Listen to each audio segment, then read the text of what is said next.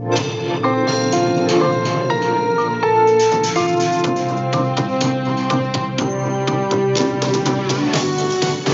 listening to Radio Sputnik. Telling the untold.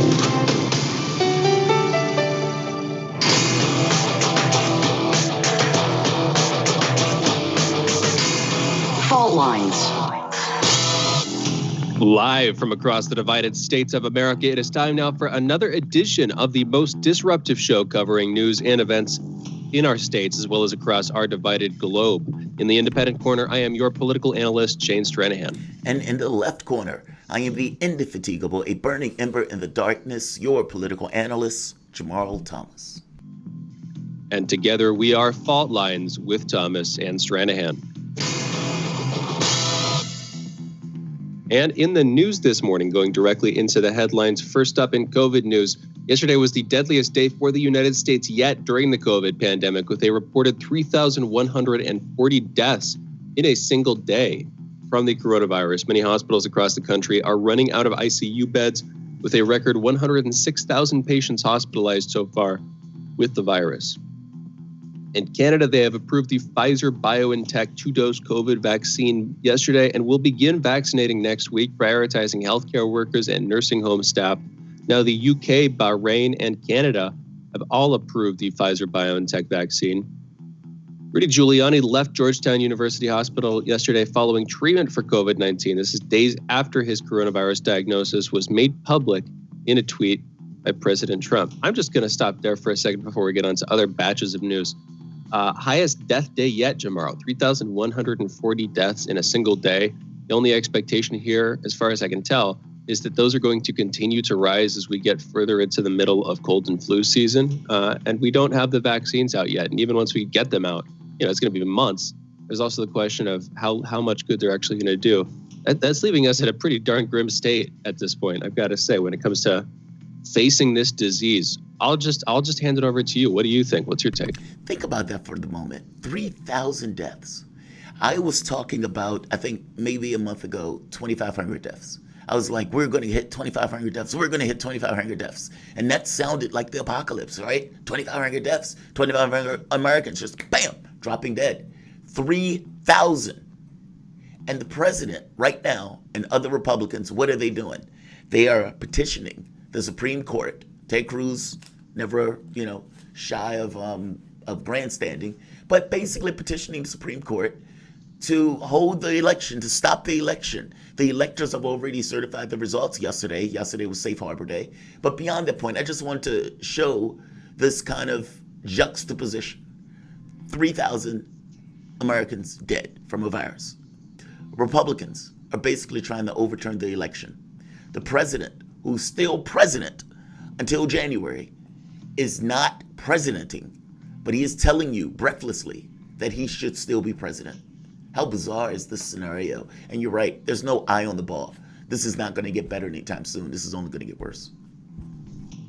Can't help but agree. Yeah, I don't know. Here's the only thing. I don't know how much better the Democrats are going to do, but the Republicans certainly aren't doing well either.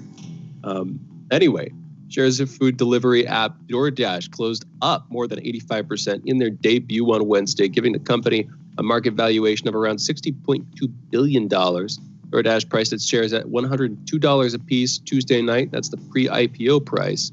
The stock began trading at $182 per share and closed at $180.50.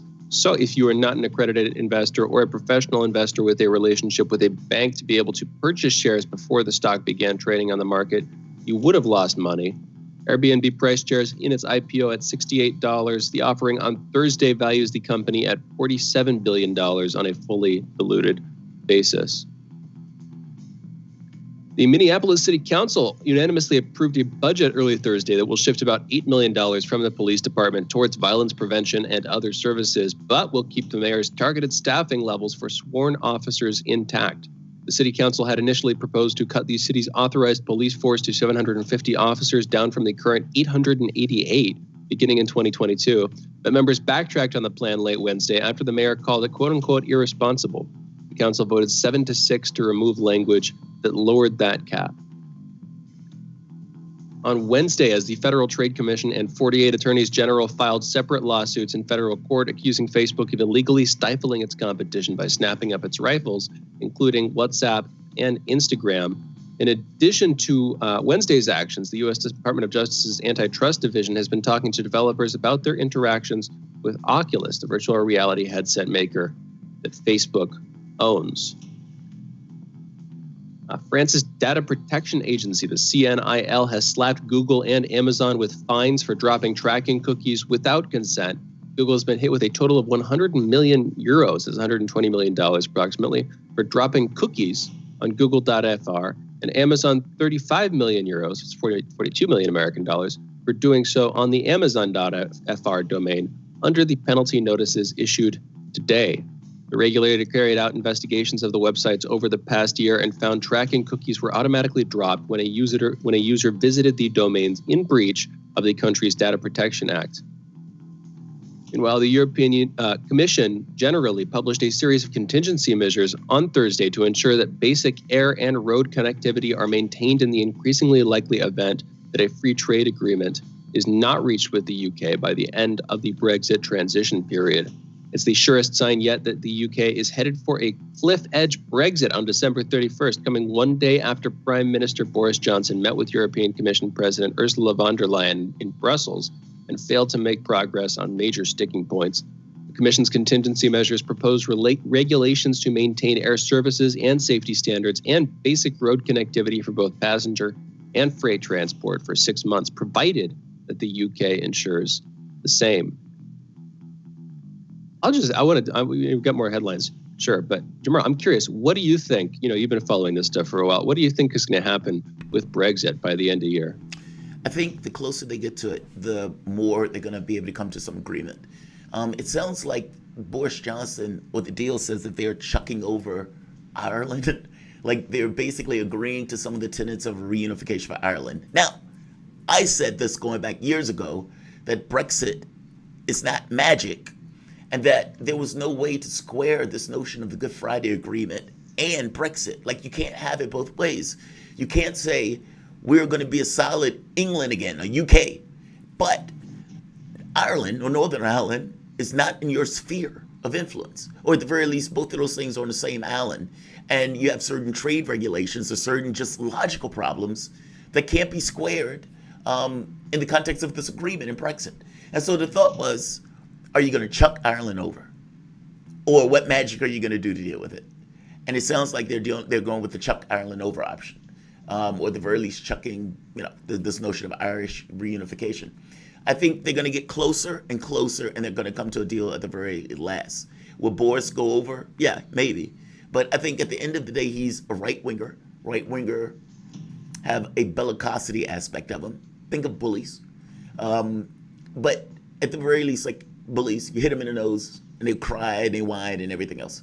I think Boris Johnson is going to go all the way to the edge. I think the EU will be willing to go to the edge with him because it hurts the UK more than it hurts the EU.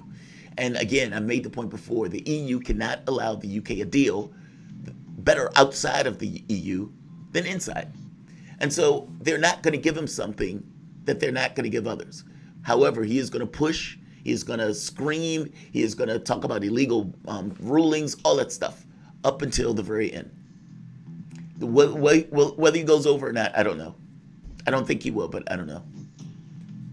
I hear you. Yeah, no, that's pretty hard to predict, and probably he doesn't know because again, it's a negotiation. They're going back and forth. I doubt that either party has a plan that's actually going to proceed as they've planned it.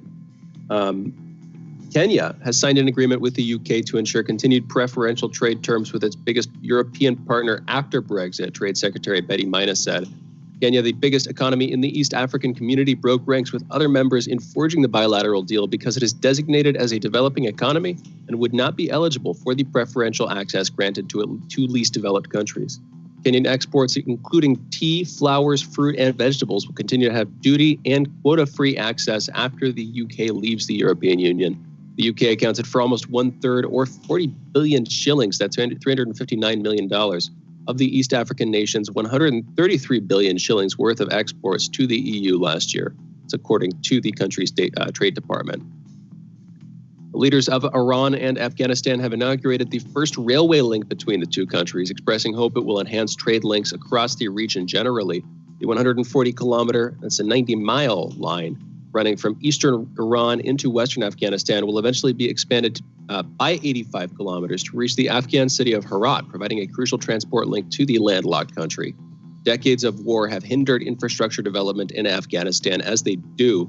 The $75 million project began in 2007 with Iran funding construction on both sides of the border as part of its developmental assistance to Afghanistan. And segueing, that made me think of China with their Belt and Road Initiative, investing in new infrastructure across the region. So pivoting slightly to talk about China, China said it will sanction more U.S. officials and place new travel restrictions on American diplomats in retaliation for measures taken by the Trump administration over Hong Kong.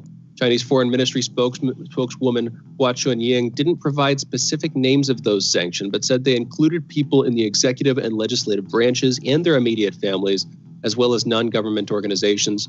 China would also revoke visa-free entry to Hong Kong and Macau for U.S. diplomatic passport holders, Hua told a regular briefing in Hong Kong on Thursday. YouTube, and this is a significant one, YouTube said on Wednesday that it would start removing content that falsely alleges that widespread voter fraud changed the results of the U.S. election. The update applies to all new content, including videos from President Donald Trump.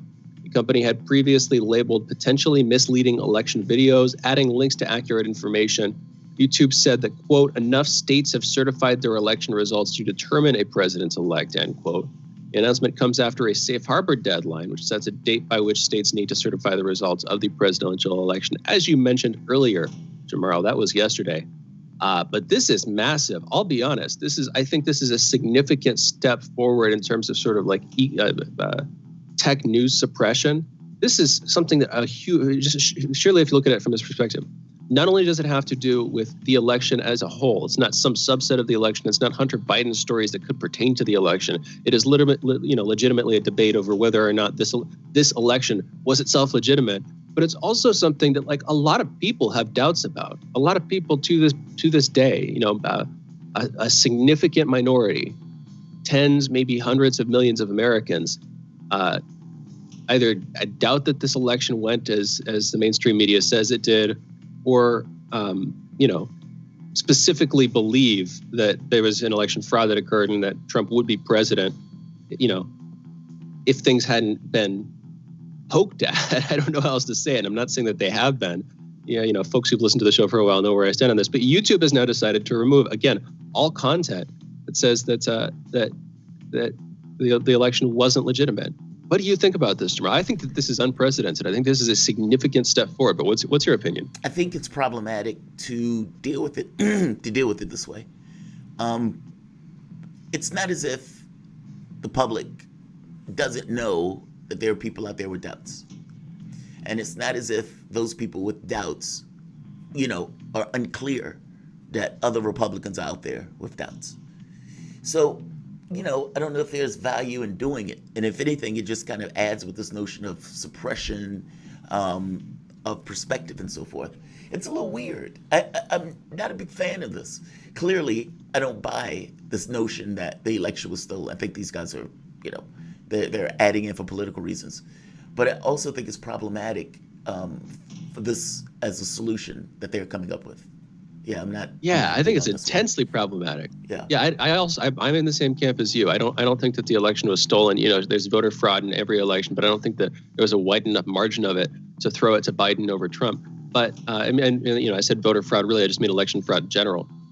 But this is ridiculous. This is insane. You're talking about controlling narratives. It's not like QAnon, where like Facebook and other social media networks went on a sort of rampage and deleted all Facebook QAnon groups, and then plenty of users who were posting about that. And I don't like QAnon, but I kind of didn't like when they were doing that.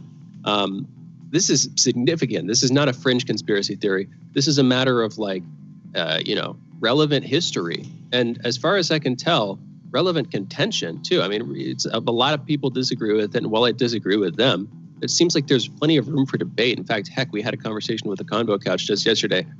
We were debating with them last week about it, and it was a good debate. Anyway, got a couple more headlines in here, but I just want to Mark, this is significant, in my opinion. Our next headline: Twitter boss Jack Dorsey has donated 15 million pounds. That's or $15 million. That's 11.2 million pounds to fund universal basic income programs in the U.S. The donation, his second in support of the initiative, will help cities send checks to more than 1,500 families. More than 12 million Americans are at risk of losing access to unemployment benefits at the end of the month as the government's virus aid expires. And the Pentagon, in our last headline, has told the Central Intelligence Agency that it plans to end the majority of the military support it provides to the agency's counterterrorism missions by January 5th, according to a former senior administration intelligence official. It is unclear how the decision would impact the spy agency's worldwide counterterrorism missions that often rely on the U.S. military for logistical support and personnel. Acting Defense Secretary Christopher Miller sent a letter to the CIA director, Gina Haspel, outlining the decision, according to the former official, who characterized the action as both surprising and unprecedented. And it is both surprising and unprecedented. And I'm very curious what the impetus for this was. Can't help but think that Trump had a hand in it. And I'm also very curious about what the backlash is going to be. Again, with the Pentagon, basically ceasing the majority of their support for the Central Intelligence Agency's counterterrorism missions, which is a lot of what the CIA says it does at this point, as far as I can tell. In any event, those are our headlines. You're listening to Fault Lines with Thomas and Stranahan. And we are going into a break. Lots of big news this morning. We'll be back in a minute with Jamarl Thomas's monologue. You're listening to Fault Lines with Thomas and Stranahan. Be right back on the other side. Fault Lines. We are talking 24 hours a day, 7 days a week. You are listening. We give you the most essential out of the endless information space. Radio Sputnik, telling the untold.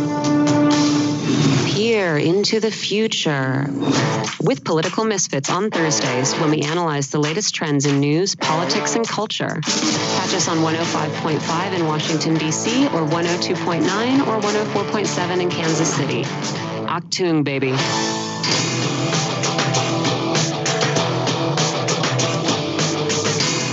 Fault Lines.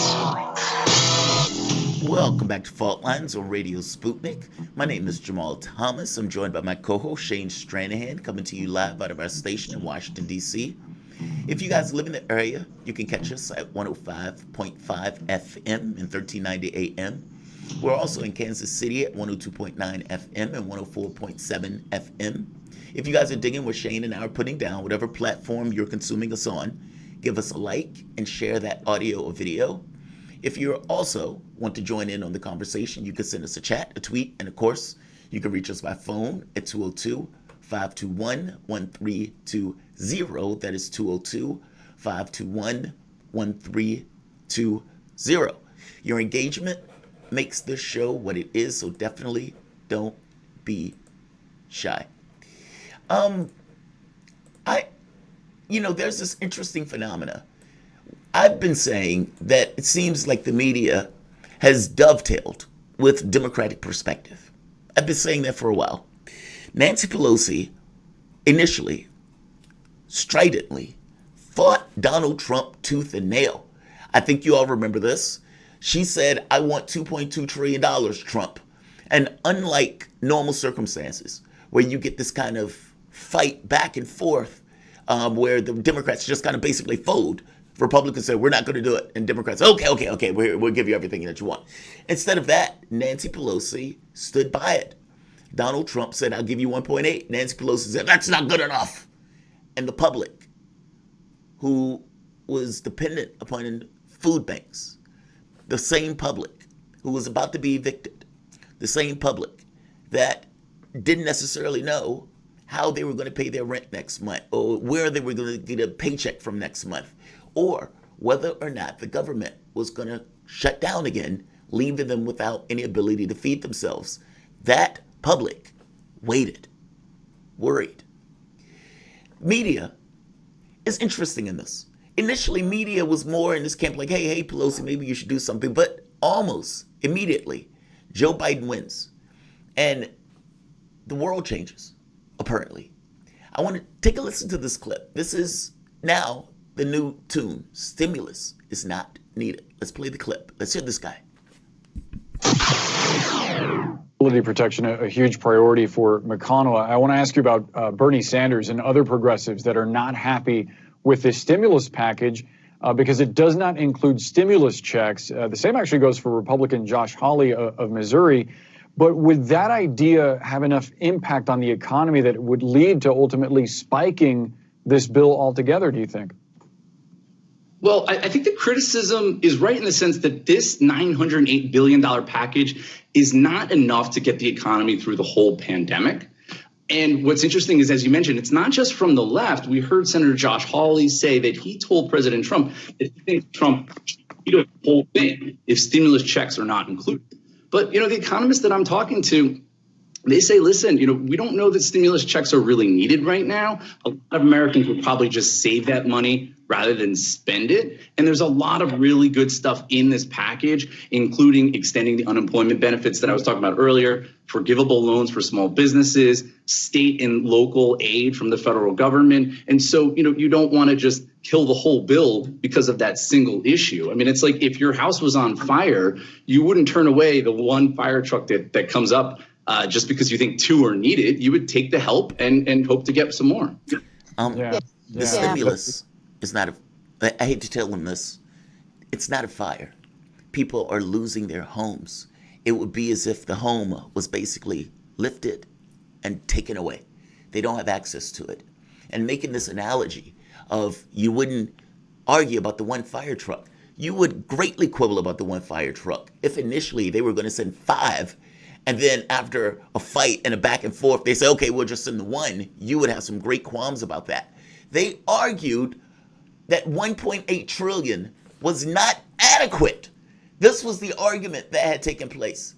And now, super genius Nancy Pelosi, in this 20-dimensional game of chess that she's playing, is now going to explain to us why less is more. Let's play the clip. But what shifted, in your opinion, when the Problem Solvers Caucus had a much larger bill a few months ago? You did not like that piece of legislation. What has shifted now when they're on board with this piece that's come out of the Senate? Perhaps you missed what I said earlier. Joe Biden committed to ending and crushing the virus and having a Build a Better America initiative, Build Back Better, a vaccine, answer to our prayers, an answer to our prayers of 95% effectiveness in terms of Pfizer and Moderna, and there may be others coming forward. That is a total game changer. A new president and a vaccine. So there's nothing to, these are different. What was then before was not more of this. This has simplicity. It's what we've had in our bills. It's for a shorter period of time, but that's okay now because we have a new president. That's a okay president now. who recognizes That's that we okay need now, to depend on science. because Joe Biden is our president. Oh, I love that. I love that. Look, yes, I was pushing for 2.2 trillion. Now I'm going to accept more than half than less because Joe Biden is our president. This is just simplicity. That's all this is. Simplicity. Super genius Nancy Pelosi. It's simplicity because Joe Biden is president. Nancy Pelosi, whether she realized this or not, the vaccine was going to come out regardless. And whether she realizes this or not, whether or not that stimulus was the reason that Trump lost is up in the air. Meaning you could have gotten your 1.8 trillion, you could have gotten your vaccine, and Joe Biden still might have been president. It is unclear whether you withholding that money did the trick. You seem to think so. I'm just very clear. This new mantra that the money is not necessary, that the money is not needed. Bernie Sanders made the point yesterday that, yeah, it does seem like Democrats held this up for the reasons of the election. It was Democrats that held it up, not Republicans. Republicans were ready to go. And more interesting to this new mantra that all of a sudden the money is not needed. All of a sudden everything is great. All of a sudden Joe Biden is it. I hate to tell you this, That vaccine could be deposited upon the American soil tomorrow, and all of the damage that had taken place would still be there. The vaccine doesn't magically make the damage go away. It doesn't magically make those businesses come back into existence. What, 40% gone, not coming back? Nancy Pelosi believes that that's an okay deal. And apparently this guy's talking to economists that say the money is not necessary. What about going forward? I mean, we were talking about the number of evictions. We were talking about what, the 30 million people that are out of a job. We were talking about all of this damage that is in the American public, that is steeped into the American public. And these guys are basically on the new mantra now. Joe Biden is coming in. Less is now okay because Joe Biden wants to get his wins. Whether or not the wins do the trick or not is a secondary matter. Here's the thing. The public is freaked out. All of these people are unemployed. That is true. All of these people going forward are believing they're going to be unemployed. I think it's like 25% of the public believes that they're going to lose money next month. And this is even going into people who were doing okay, meaning the higher incomes are even concerned. Here's the other point. Whether or not Joe Biden shuts down the economy is irrelevant. 3,000 people died yesterday. That number is likely going to go up. As that number goes up, even in states, by the way, just going back from what took place in the highest aspects of the shutdown, even in states with Republican governors that didn't shut down, the public still responded, meaning the public acted as if there was a shutdown, whether or not the Republicans shut it down. It did because it didn't want to die. And when it's looking at the numbers and it can see 3,000 people dying, you don't need somebody to tell you that that's bad for you to think to yourself, maybe I should stay in the house. When you're looking at the number of people that are infected, you don't need people to tell you to stay in your house. Yes, there are going to be some knuckleheads, and yes, there are going to be some people that go out there to try to spread it, but all things being equal, the economy hit the skids on its own momentum because people realize, on its own volition, because people realize how bad it was. I'm making the point that the public is massively freaked out. You can look at the numbers of the people who think there's going to be a shutdown coming up, who think they're going to lose money coming up in the next month. You've just been elected. Why is the public freaked out like this? Do you realize that the public doesn't believe that even with the new president, they're going to be taken care of? Otherwise, they wouldn't be freaked out like this. When FDR won during the Great Depression, what did he do? He was making speeches to try to calm the public fear down. He wanted the public to know that help had arrived. Like Batman, I'm here. It's okay. You see the thing in the sky. I am here. I know you have your problems. I know you're freaked out. I know you're worried. I know you're destitute. I know you don't have money in the bank. But I'm here. I'm here. That's what FDR said. That's what Joe Biden, somebody who said, I'm going to pretend like this is an FDR presidency, somebody who kept using FDR's name. I'm making the point that even if you are not FDR, good politics, good just due diligence is trying to deal with the public's concerns. And that doesn't seem to matter. What do you think, Shane? Biden seems to be back in his basement. And the public, who is massively freaked out with these numbers, is not being assuaged at all, especially not by the Democratic Party, who at this point is just chest thumping that they won. The only assumption I have is that over the decades it's going to get worse because that trend has continued over past decades, and I can only, just A and B and C. You can only see where the line is going. So in other words, we're in the middle of a pandemic. This is a particularly precipitous economic crisis that we're in right now, but it's not the last that we're going to face. These boom bust cycles, and that's one side of what we're seeing, are cyclical. And the fact that the government seems to be getting more and more sclerotic in its ability to handle these things in an abstract sense, just looking at it generally, does not bode well for our future. Coming back to the specific here, you're right. Biden, as the Democratic candidate, you would think he would be the one to pull back from austerity even slightly and give folks what they need. I mean, going into this crisis, most folks couldn't pay more than a month or two in advance if they lost their jobs. And that's just flat facts. In personal finance, they recommend that you have some kind of emergency fund, whether it's like 3 months or 6 months, something like that, some amount of money saved up and accessible so that you can get through it if crap hits the fan, and you need to, frankly. And most folks aren't there. And that's, some Republicans might blame them for that, and Democrats might blame the system for that. I would tend to blame the system slightly more But there's a level of personal accountability that comes into it as well. The fact is, though, frankly, we weren't there. Americans were not ready for this kind of thing, even nearly. I want to separate out the stimulus checks from the unemployment slightly, because it is good that folks are going to be getting unemployment. That will have been extended again. Those are the people who most need it, frankly.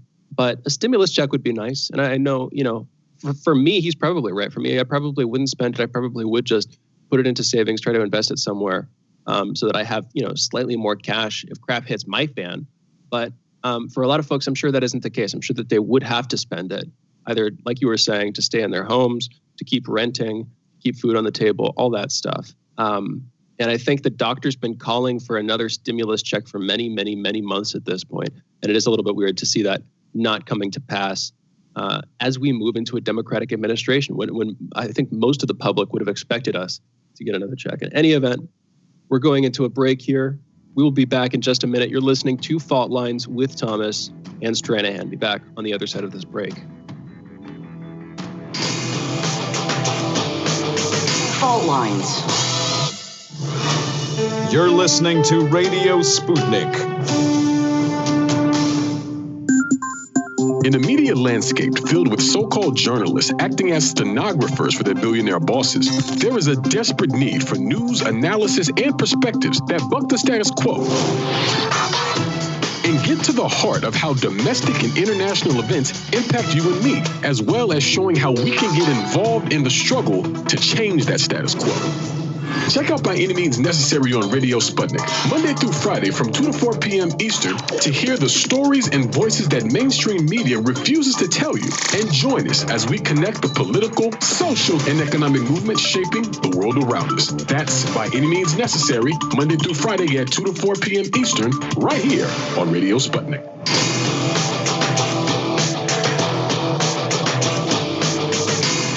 Fault Lines. And we are back. You're listening to Fault Lines with Thomas and Stranahan. And we have a new guest on. And I'm just right up front. I'm going to ask you to sort of check me as I try to pronounce her name here. Is this Lakshmi Sarah? Yes, you are correct. Lakshmi Sarah. Thank you. Absolutely. Thank you for joining us, Lakshmi. She is an educator, author, and journalist focused on South Asia. She has written and produced for Die Zeit, Global Voices, AJ+, KQED, Fusion Media Group, and the New York Times. And you can follow her on Twitter at Laki Taki, L-A-K-I-T-A-L-K-I. Lakshmi, again, thank you for joining us. We brought you on to talk about the protests taking place over in India and in the Bay. That is the Bay Area over in California. I'm just going to start off like this. I understand you're up there. I was over there fairly recently during the pandemic. I was trying to join this coronavirus bubble house thing. I lived there for a month, and it was okay, but I ended up taking off with my brother. And it was interesting because everything was shut down. I've lived in Oakland. I've lived over in Berkeley before. I understand you're in Berkeley. Just real quick to start us off, what has it been like over the past months during the pandemic? How has it been compared to normal? What's it been like for you? I didn't expect you were going to ask, what has the pandemic been like? Wow, what a question. Yes, it has been very strange. I do mostly work for KQED, the Bay Area NPR affiliate, and I've been working a lot of strange hours, so evening hours, weekend hours, but news breaks at all times, so it's sort of like this sense that you're always on and never can get a break, because as soon as one thing ends, the next thing begins. But I do try to literally take a hike every day if possible. So getting outside and getting into nature is sort of kind of keeping me somewhat having a perspective on things. But yeah, it's been a very strange time. In Berkeley right now, there is I don't know what we're calling it, stay-at-home orders. So you should only go out for essential business. And yeah, I mean, I don't even know where all your listeners are. So it's strange everywhere. But yeah, Berkeley is pretty on lockdown, if you will. Definitely. This is admittedly a bit of a selfish question, just because I've lived there, and so I'm curious what it's like. I'm sure that everything is locked down, as it was. I was in the South Bay, as it was when I was down there. In any event, thank you for joining us, Lakshmi. As we brought you on to talk about, let's get into the protests here. Maybe we can start with just the general one that's been happening in India. Massive farmer strike. Over 100 million folks in the streets. Actually, just real quick, what's the approximate number right now? And then furthermore, what are they protesting over? If you can give us just an introduction to the subject and the subtext of this protest. Yeah, sure. So first of all, I'm definitely not an expert on the protests in India, but I did speak to someone who is an expert for the article that I wrote for KQED. But just briefly, the protest outside India's capital, New Delhi, is a protest against new farmer laws that were passed by the central government, so like the federal government in India. And the laws are privatized agriculture in kind of new ways. And they're seen as an existential threat to marginal and small farmers. I mean, I just caught the last part of the segment where you guys were talking about, stimulus checks and like support. And I think that the farmers, the majority of farmers in India are small farmers, and there is there's no safety net. And so the folks, the farmers in India have gathered together, and so they're now living on the roads, camping behind like barbed wires and trenches set up by the government to block the farmers from entering the capital city of Delhi. And at first they were being sort of tear gas, water cannons, but now the force against the farmers has stopped for now. But the caravan, basically a lot of farmers came from the Indian state of Punjab, and it got big. The caravan got bigger as they went. So they're now at the Haryana-Delhi border, so just outside the capital. The numbers, I don't know if I even know what the current numbers are, but if you look at social media posts, it's just hundreds of thousands of people, and it's just stunning to see some of those images. I hope that gives like a general overview. I think I heard it was in the tune of hundreds of millions, like 100 million people. They were basically out with this protest. Am I right in this number? Yeah, I mean, I saw one. Number is like, potentially, millions. It's hard to know for sure. That number is bananas. I mean, like, I think we had the Million Man March in D.C., and people were like, oh my God, they put 1 million people in D.C. Like, that number, like, it's so huge. The United States, just to put it in perspective, we have 320 million people here, give or take. And so you're talking about something that's, like 40% of the United States. If the numbers we're talking about are right, like those numbers are profound. What exactly are they asking for? What is the demand that the farmers are making? That is a good question. They want a reversal of the new agricultural laws. I think I can speak better to the folks who were protesting in the Bay in solidarity. But yeah, the protesters, I think what's important to understand with this what's happening now with all the people in Delhi is the context of where and why they're there. So before the new laws, which the farmers believe will not be good for them, they were facing pretty dire like ecological and economic circumstances before the current law. So, and farming is their only source of livelihood. So when I talked to Malika Kaur, who wrote Faith, Gender, and then the Punjab Conflict, the Wheatfield Still Whisper, and she also teaches at UC Berkeley and is a lawyer. She was really talking about the historical context of what's happening, and that includes deep trauma and desperation, and the context of sort of the historical nature of things. Sorry, I'm feeling a little rambly. Let's see. Just to interrupt for a bit. It's 250 million people apparently that are on strike, that call for the general strike. And to put that in perspective, that is what, nearly 2/3 of the United States? Like the numbers are bananas. I'm sorry, I just wanted to nail down the exact number for the general strike. No, thank you. I have it written down somewhere in my documents.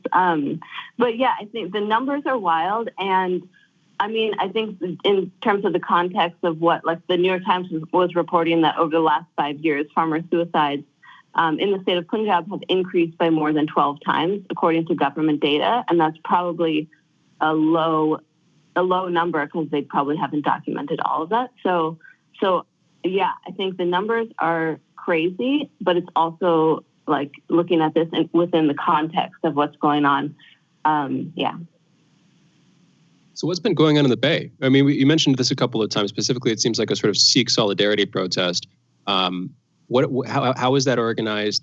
Why were they protesting? And are they? It seems again like they were mostly Sikhs, Sikh Americans. Are they representative demographically of the protesters in India, from what you know, or is this solidarity with a sort of subset of them? Well, what's the explanation there, Lakshmi? Yeah. So there were an estimated 10,000 Sikh Americans, and in the Bay Area, they were traveling from all over the state.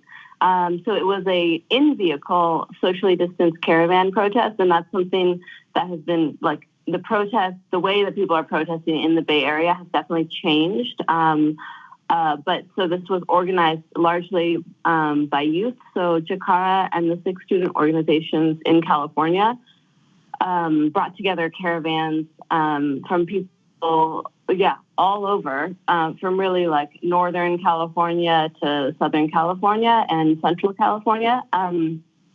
And it was a solidarity protest coming from some people were traveling like at night the day before just to get to Oakland. They met up at one spot and then drove to the Indian consulate in San Francisco. And I think, when I talked to people who were at that protest, they were really talking about how, in terms of the media within India, not necessarily covering the farmers, they wanted to make sure to bring that to light. And it was predominantly Sikh Californians. And that is also interesting because of the historical context of folks from Sikh Americans, Sikh Californians, who are really part of California's economy and culture. And Malika Kaur said that many of the 500,000 Sikh Californians who are in the state, sorry, I'm getting the numbers mixed up because she was talking about, so Sikh Californians have been part of the state of California for a long time, and they can trace back, history to over 100 years. And many of the folks who are living in the United States, the Sikh population, are living in California, and they are connected still to the state of Punjab. So it's global to some people, but it's very personal and local to many as well, who may still have like land connections, family to India. Okay, so let's do this. Oh, go ahead, Shane. I'm sorry. No, I was just going to say that's fascinating. And Lakshmi, thank you for taking the time to give us that overview. Appreciate it. For those listening, Lakshmi Sarah, educator, author, and journalist focused on South Asia. She has written and produced for Dezite, Global Voices, AJ+, KQED, Fusion Media Group, and the New York Times. And you can follow Lakshmi on Twitter at Lucky Talkie. That is LAKITALKI. Lakshmi, again, thank you for being with us. Thanks for having me. For those listening, you're listening to Fault Lines with Thomas and Stranahan. We'll be back in just a minute. On the other side of this break, we're taking calls. The number is 202-521-1320. Be right back on the other side.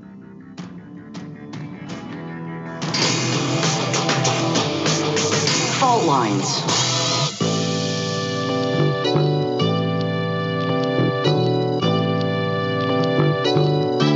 the most important hour of the day. It's the Critical Hour with Dr. Wilmer Leon. On this show, we don't just deliver the latest headlines. We divide the real from the fake. Tune in to hear from some of the most brilliant political minds of today. Get in-depth news and analysis that goes beyond the surface and dig straight into the details. Set your clock to the Critical Hour for a news perspective unlike any of those other guys. Tune in to the Critical Hour with Dr. Wilmer Leon, weekdays 6 to 7 p.m. Eastern, and catch us on Facebook Live. You're listening to Radio Sputnik.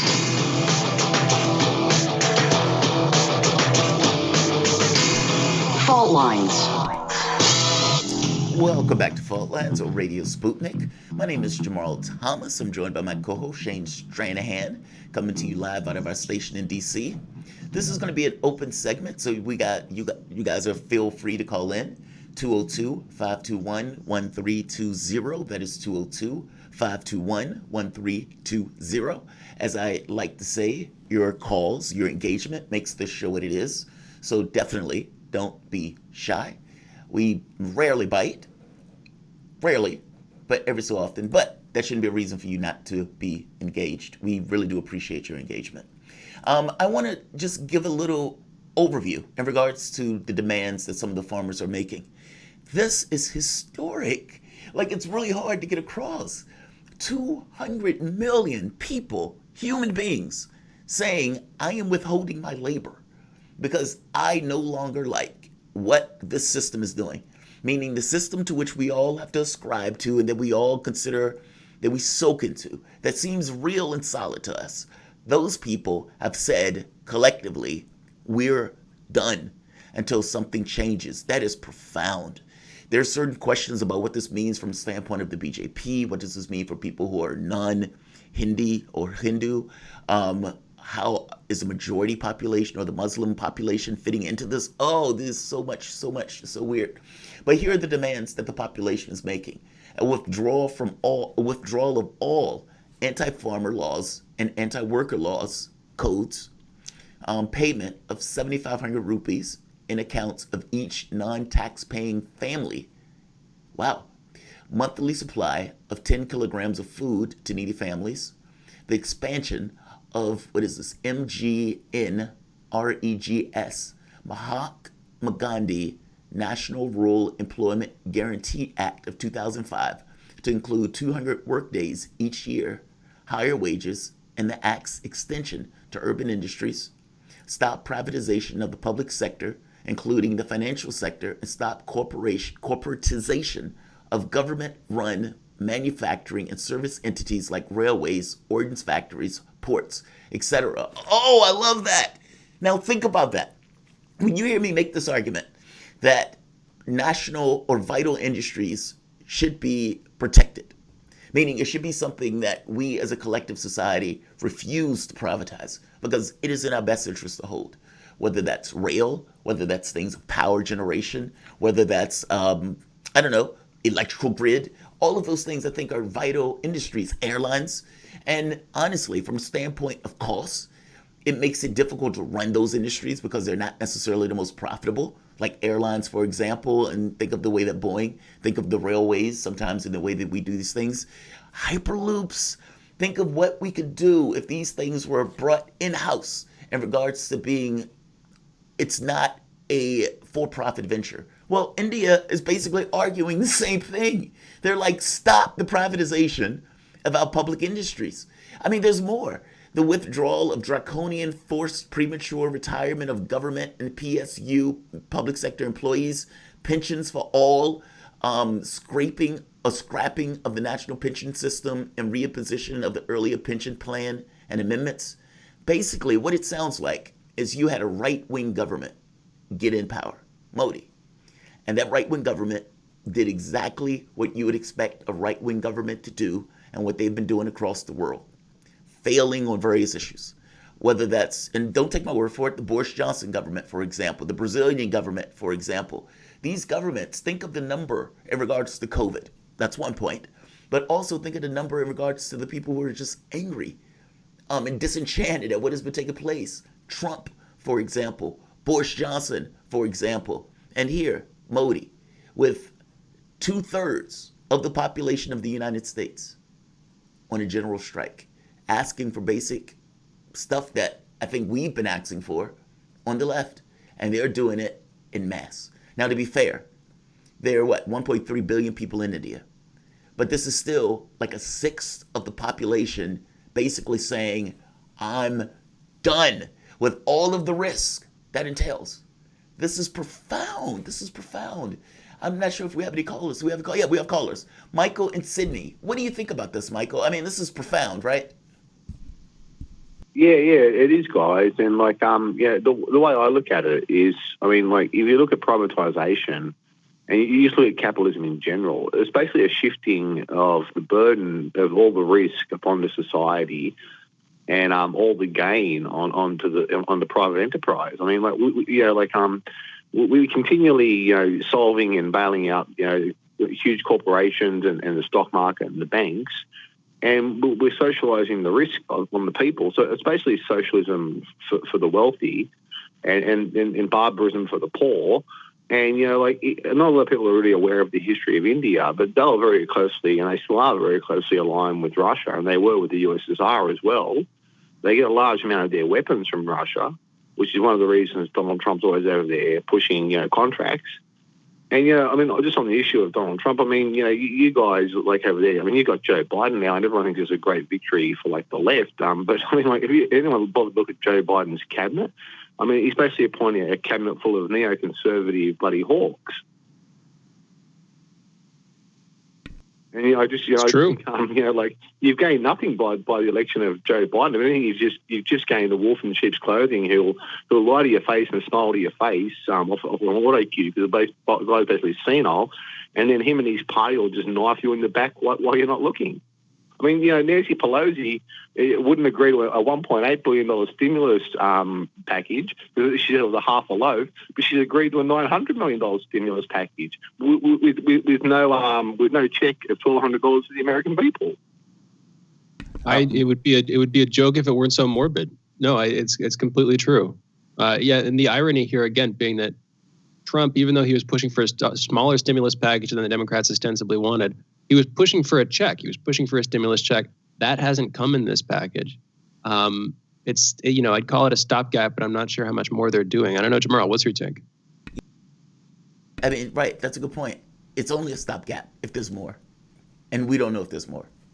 It's one thing if Joe Biden came out and says, you know what, I agree with Chuck Schumer. I'm going to get rid of $50,000 of debt. It's not everything, but it's some. And I'm going to expunge the records for pot. And he goes down the list of all the things that he's planning of doing. And some things that he can do by executive order, something that he can do, through Congress or so forth. But it's one thing if that, meaning the trillion, is associated with the other items. I'm sorry, it's not even a trillion, less than a trillion. I want to emphasize that it's half of what they were saying was unacceptable before. But it's one thing if you're given a list of items that you're saying, okay, this is what I'm going to do in my first 100 days as Joe Biden. Don't worry, help is on the way. Meaning, yes, you're getting into January. But with all the hysteria, with all the concern, with all the people that are dying, just to have some level of the president saying, don't worry, I'm coming. That matters. That matters. I guess I'm just looking at the number of people who was freaked out by what they're saying because they think another shutdown is coming. And you know what happens when the public gets freaked out and they think a shutdown is coming and they see the evictions and they don't believe anything is going to come from the standpoint of a social safety net and helping. Yeah, you get people who withhold what they're spending and that just kind of makes the situation worse. Yeah, thank you for the call, Michael. I appreciate it, man. Shane, what do you think about the protests? And why do you think that that's not... I haven't heard this talked about in mainstream media like talking about. This is 250 million people saying, I'm done. That's astonishing. And you said 1/6 of the population. It's a quarter of the workforce. So it's a quarter of the working age workforce. That's to me, it's in its own way even more shocking. Some districts complete 100% strike.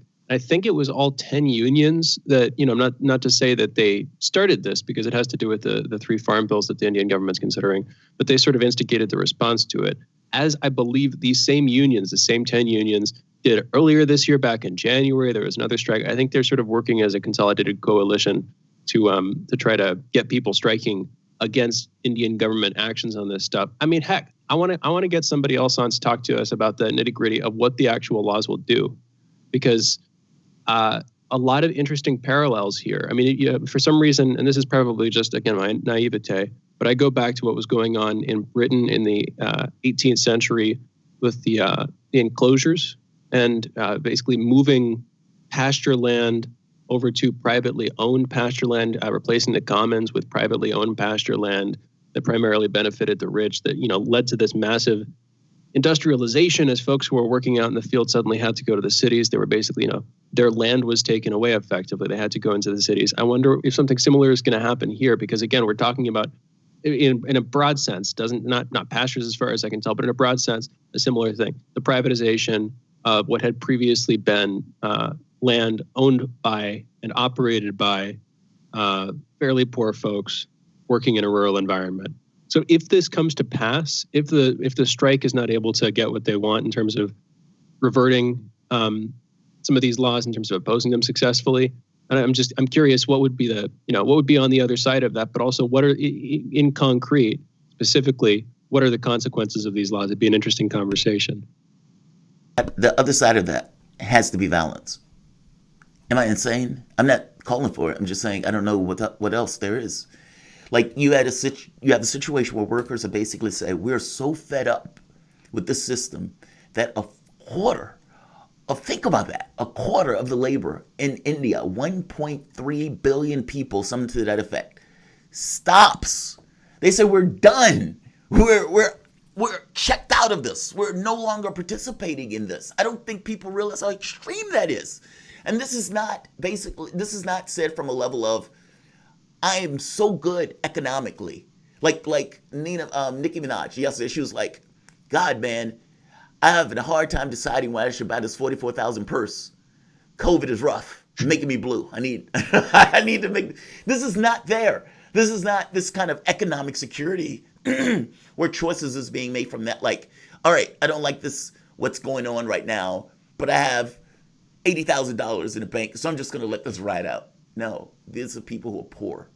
Like the people who basically need the money, the people who are in desperate straits are the very people who are doing this. And so this is them vulnerable and putting themselves on the line for this. God, man, the left always talks about strikes. Have you noticed that? I don't know if you've ever looked at lefty Twitter. They always talk about strikes. They glorify general strikes. Of course. Glorify it. Of course. We need to have general strike right now. And you see this and you think to yourself, wow, that's a general strike. And the thing that you got to get over is this notion of being comfortable, of being safe, because all of that goes out the window when you're basically saying, I am no longer going to make money for myself in order to damage the company. That is literally, I am hurting myself to hurt you. I'm going to shoot myself in the shoulder to get the other guy because that is all I have at my disposal at this point. It's a suicide bomber in the economic sense. That is when you are at a level of desperation where me not doing anything is worse than me just allowing this to go on. I'm blown away by this. Just the numbers. Let's do this. Let's take a break. I'm sure we'll be talking about this over the course of the week because, again, the question becomes, does this win? And if this doesn't win, what does it take to win? You guys are listening to Fault Lines with Thomas and Stranahan. We will be back in a moment. What a great experiment.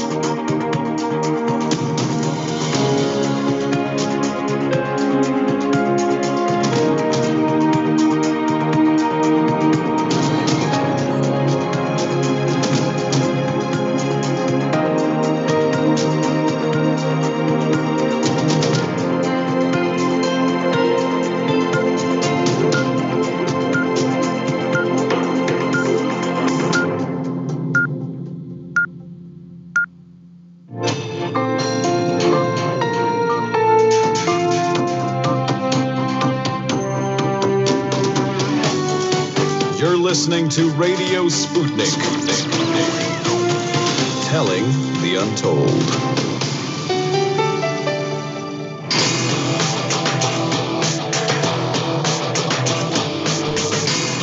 Fault lines. Welcome live from the divided states of New York. Welcome to your daily inoculation for propaganda. In the left corner, I am the indefatigable, the ever-vigilant, the last antibody to a sick and seizing political system, your political analyst, Jamarl Thomas. And in the independent corner, I am your political analyst, Shane Stranahan. You are listening to Fault Lines with Thomas and Stranahan. Yeah, trying to do too many things at once. Let's get to some headlines. I didn't realize New York was a divided state. That's that's my only confusion. Right. I was trying to like respond, and then I was trying to like do the show. Like it's Wait, weird. what do it's I say? I hear what you say. I know completely. I shouldn't have been distracting you with their chat. At once. Yeah, it's real strange. Exactly. No, this is not Jamarl's fault, everybody. Anyway. No, it's my fault. I mean, because I was trying to do two things at once. I was dancing on the head of a pin, and you can't complain if you're dancing on the head of a pin and you fall and injure yourself. But let's get to the headlines. In the news, yesterday was the deadliest day for the United States during the COVID pandemic, with reported 3,140 deaths in a single day. Wow. The day before that, I think it was 3,040. So that number has spiked up 100 over their day. That's astonishing.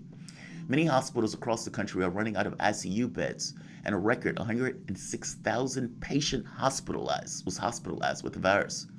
Canada approved the Pfizer-BioNTech 2-dose COVID vaccine yesterday and will begin vaccinating next week, prioritizing healthcare workers and nursing home staff.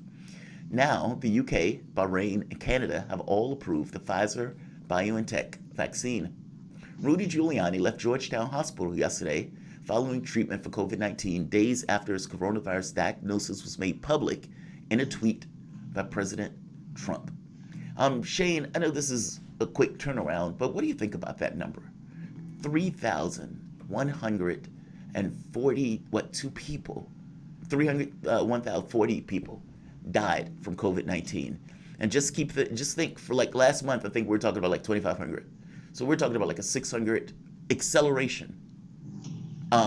That number is astonishing, and it seems like that number is only going up. The trend line is that number is going up. Yeah, I'm worried that we're going to hit a higher peak than that within the next month and a half. I'm worried that we're going to hit 4, even potentially 5,000 before the vaccines get out, assuming they work in the way that we want them to. And that's those. If you have that caliber of death, that level, that magnitude of death happening on a day-to-day basis, it's not going to be long before the 250,000 seems like a relatively small number. The 200 some odd thousand that have died so far seems like a relatively small number. It's not good, man. This is what I was worried about from the beginning of this thing. I mean, heck, you can always paint an alternative.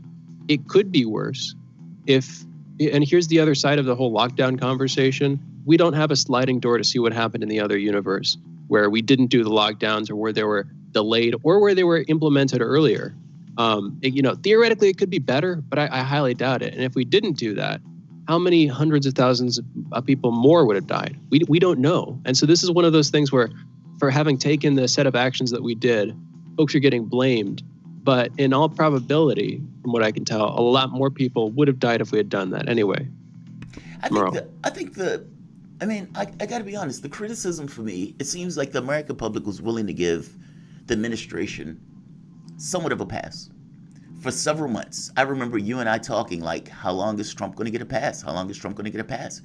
Because it seems like the public was being understanding. It's like, look, it's the president. Whether I like him or not, it's a pandemic. People are going to die. We get it. It seems like they got it. And so when he shut the economy down, it seems like they got it. However, you can't, as government, shut down private business and not compensate them for it, especially during a pandemic like that, because ultimately people still need to live.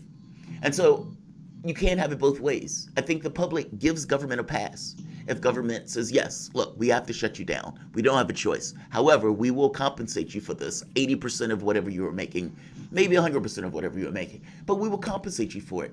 The government can afford it. I promise you.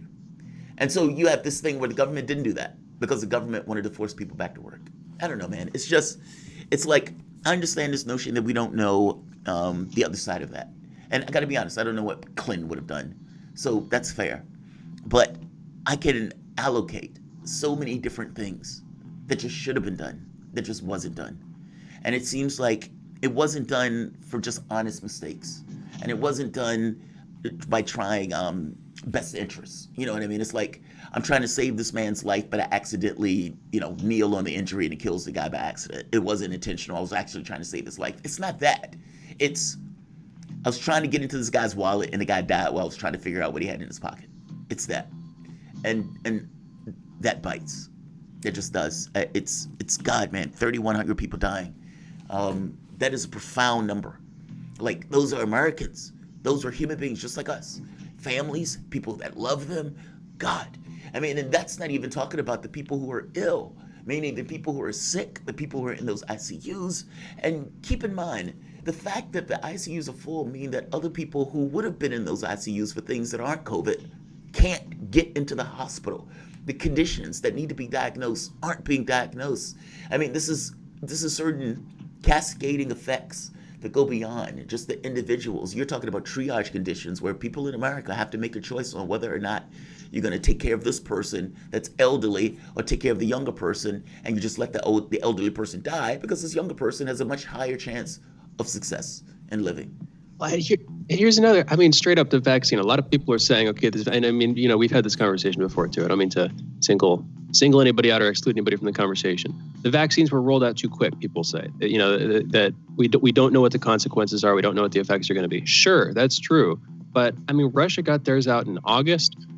The vaccine, as it's being distributed by most of these companies right now, was effectively created over the course of a couple of days back in January. And then it went through stages of clinical trials where they tested it. And very early on, they saw that people who, would have caught COVID, who would have gotten the disease after being infected by the virus, weren't after they received the vaccine. Very early on, you could have had some assurance that this thing would be effective. Now, is it dangerous? What are its negative effects? How's it going to affect certain people, who aren't included in that small sample size? I don't know. But that's part of this whole cost-benefit analysis thing. And I can't help but think that there are tens, maybe hundreds of thousands of people whose lives have already been lost that wouldn't have been lost if we had managed to do the vaccine earlier. If we'd, done the testing as early as possible, and then early on in that testing, once we saw that it was decently effective, start rolling it out to folks who needed it, and then, continued it from there. I still don't think we have a sort of the right mindset when it comes to regulating this stuff, because how many people have died now? Almost 300,000 at this point in the U.S. alone, let alone how many, over 1 million folks internationally. If we had, you see what I'm saying? There's a conversation there. Yeah, but I do. It's not that I have infinite faith that there are no side effects. Oh God, that's not where I'm at all. That's not where I'm at. I get very antsy with injecting myself with stuff like this. By the same token, I do recognize the benefit of it. And it's like 3,000 people died in comparison to how many people would have died if it would have been out. Look, do I believe, is there a chance that this is the killer the killer Z virus, the zombie virus, where people start turning into zombies at a certain point after, 5 years or so forth? I don't know. I'm doubtful. Is it possible? Yes. What I do know right now is 3,000 people have died. And that number is accelerating upwards. And between not doing something versus doing something, I tend to always err on the side of doing something. And so, yeah, I don't see anything wrong. And by the way, you don't have to give this to everybody.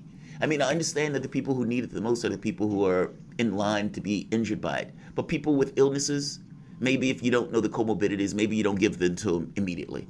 Maybe you give it to the elderly. Maybe you give it to the people who are healthcare workers, because those are the people who are on the front lines and so forth. Even that, whether people realize it or not, I'll get back to headlines, but 42% of the people that died originally were elderly in nursing homes. You know what I mean? Like the very fact, if you could have just immunized them, the numbers would be dramatically different. I want to keep this like 10 seconds or something like that. If we had started rolling it out in August, we would have been done rolling it out like last month. And we could have averted this whole cold flu season, I mean, a substantial chunk of it. Think how many people are going to die. If we had, that's my point, is if we had acted more effectively, if this thing ends up being relatively safe overall, think about how many lives could have been saved if we had done that earlier. Anyway. And I got to be honest, even the masks earlier. I mean, the German study made it very clear that, yes, masks do work.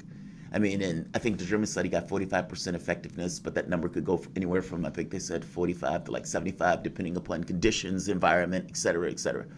All of that stuff. I mean, Donald Trump, God, and I mean, I don't mean to be trite with this, but Donald Trump could be president right now if he would have done due diligence on this topic, be it mask, be it, I was joking saying he was too manly to win the presidency.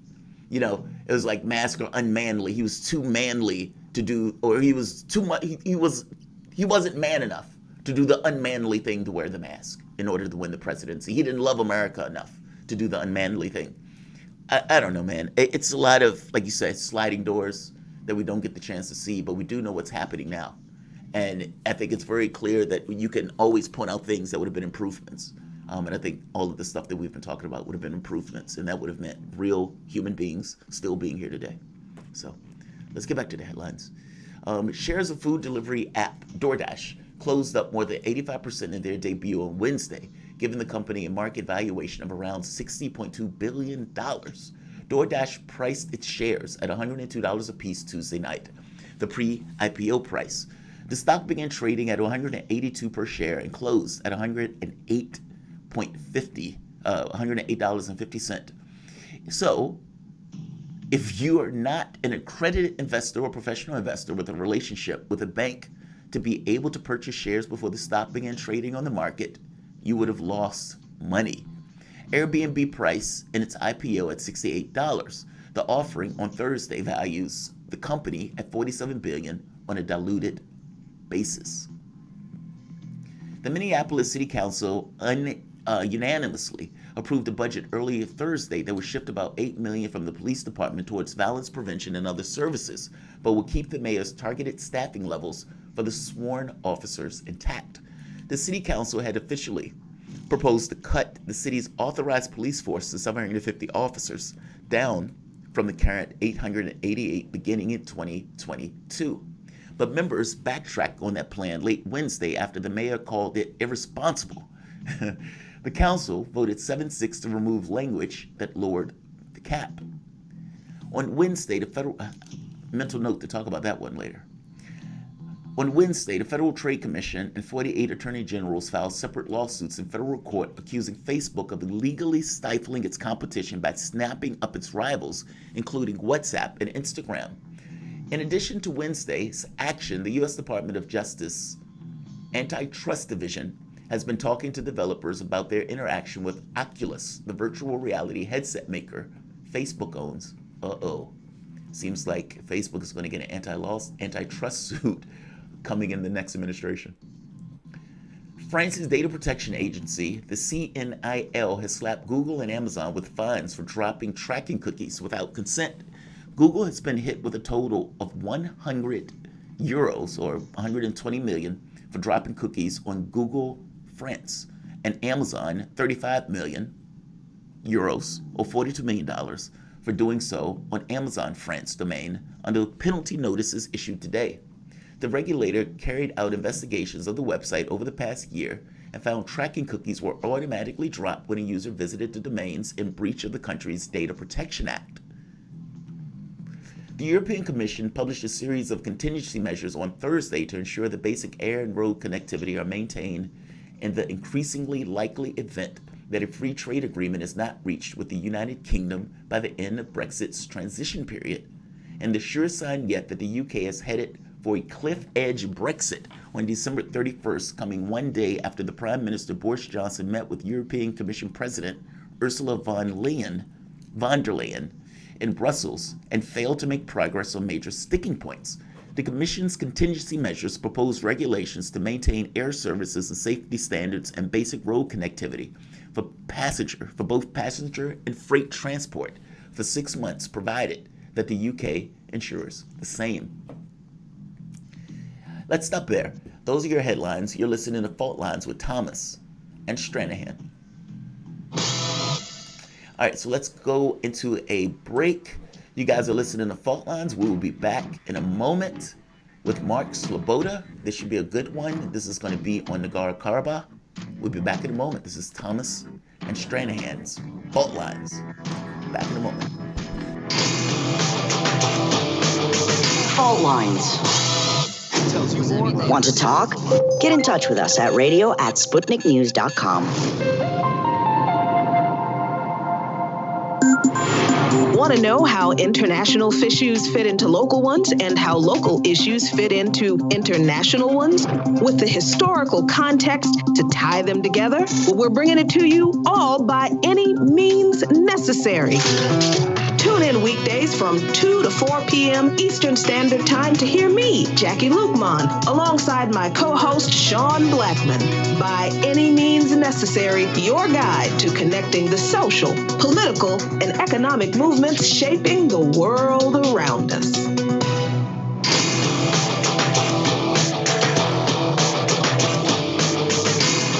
Fault Lines.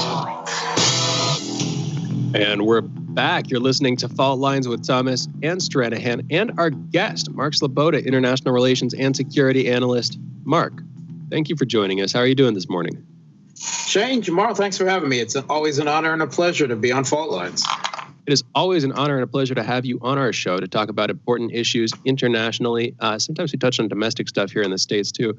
This time, though, we're definitely talking about international issues. Nagorno-Karabakh, doing a sort of update on this, a check back in after the, by all accounts, and at this point, there are many accounts, successful ceasefire and a sort of successful armistice post-bellum period here, where despite Armenia giving some concessions, it seems like things have calmed down on both sides. And, from the violence perspective, I just want to do a quick check-in here. Nikol Pashinyan, Armenia's prime minister, last we checked, was embattled. He was literally in hiding. What is his status at this point? Where is he? Do we know that yet? And what do you think his political prospects are after being bellicose for a couple of years, seems to have said some things and done some things that led to this conflict that then he had to end. He had to be the one to concede, leaving his political fate in turmoil last we checked. Where is he and how's he doing, Mark?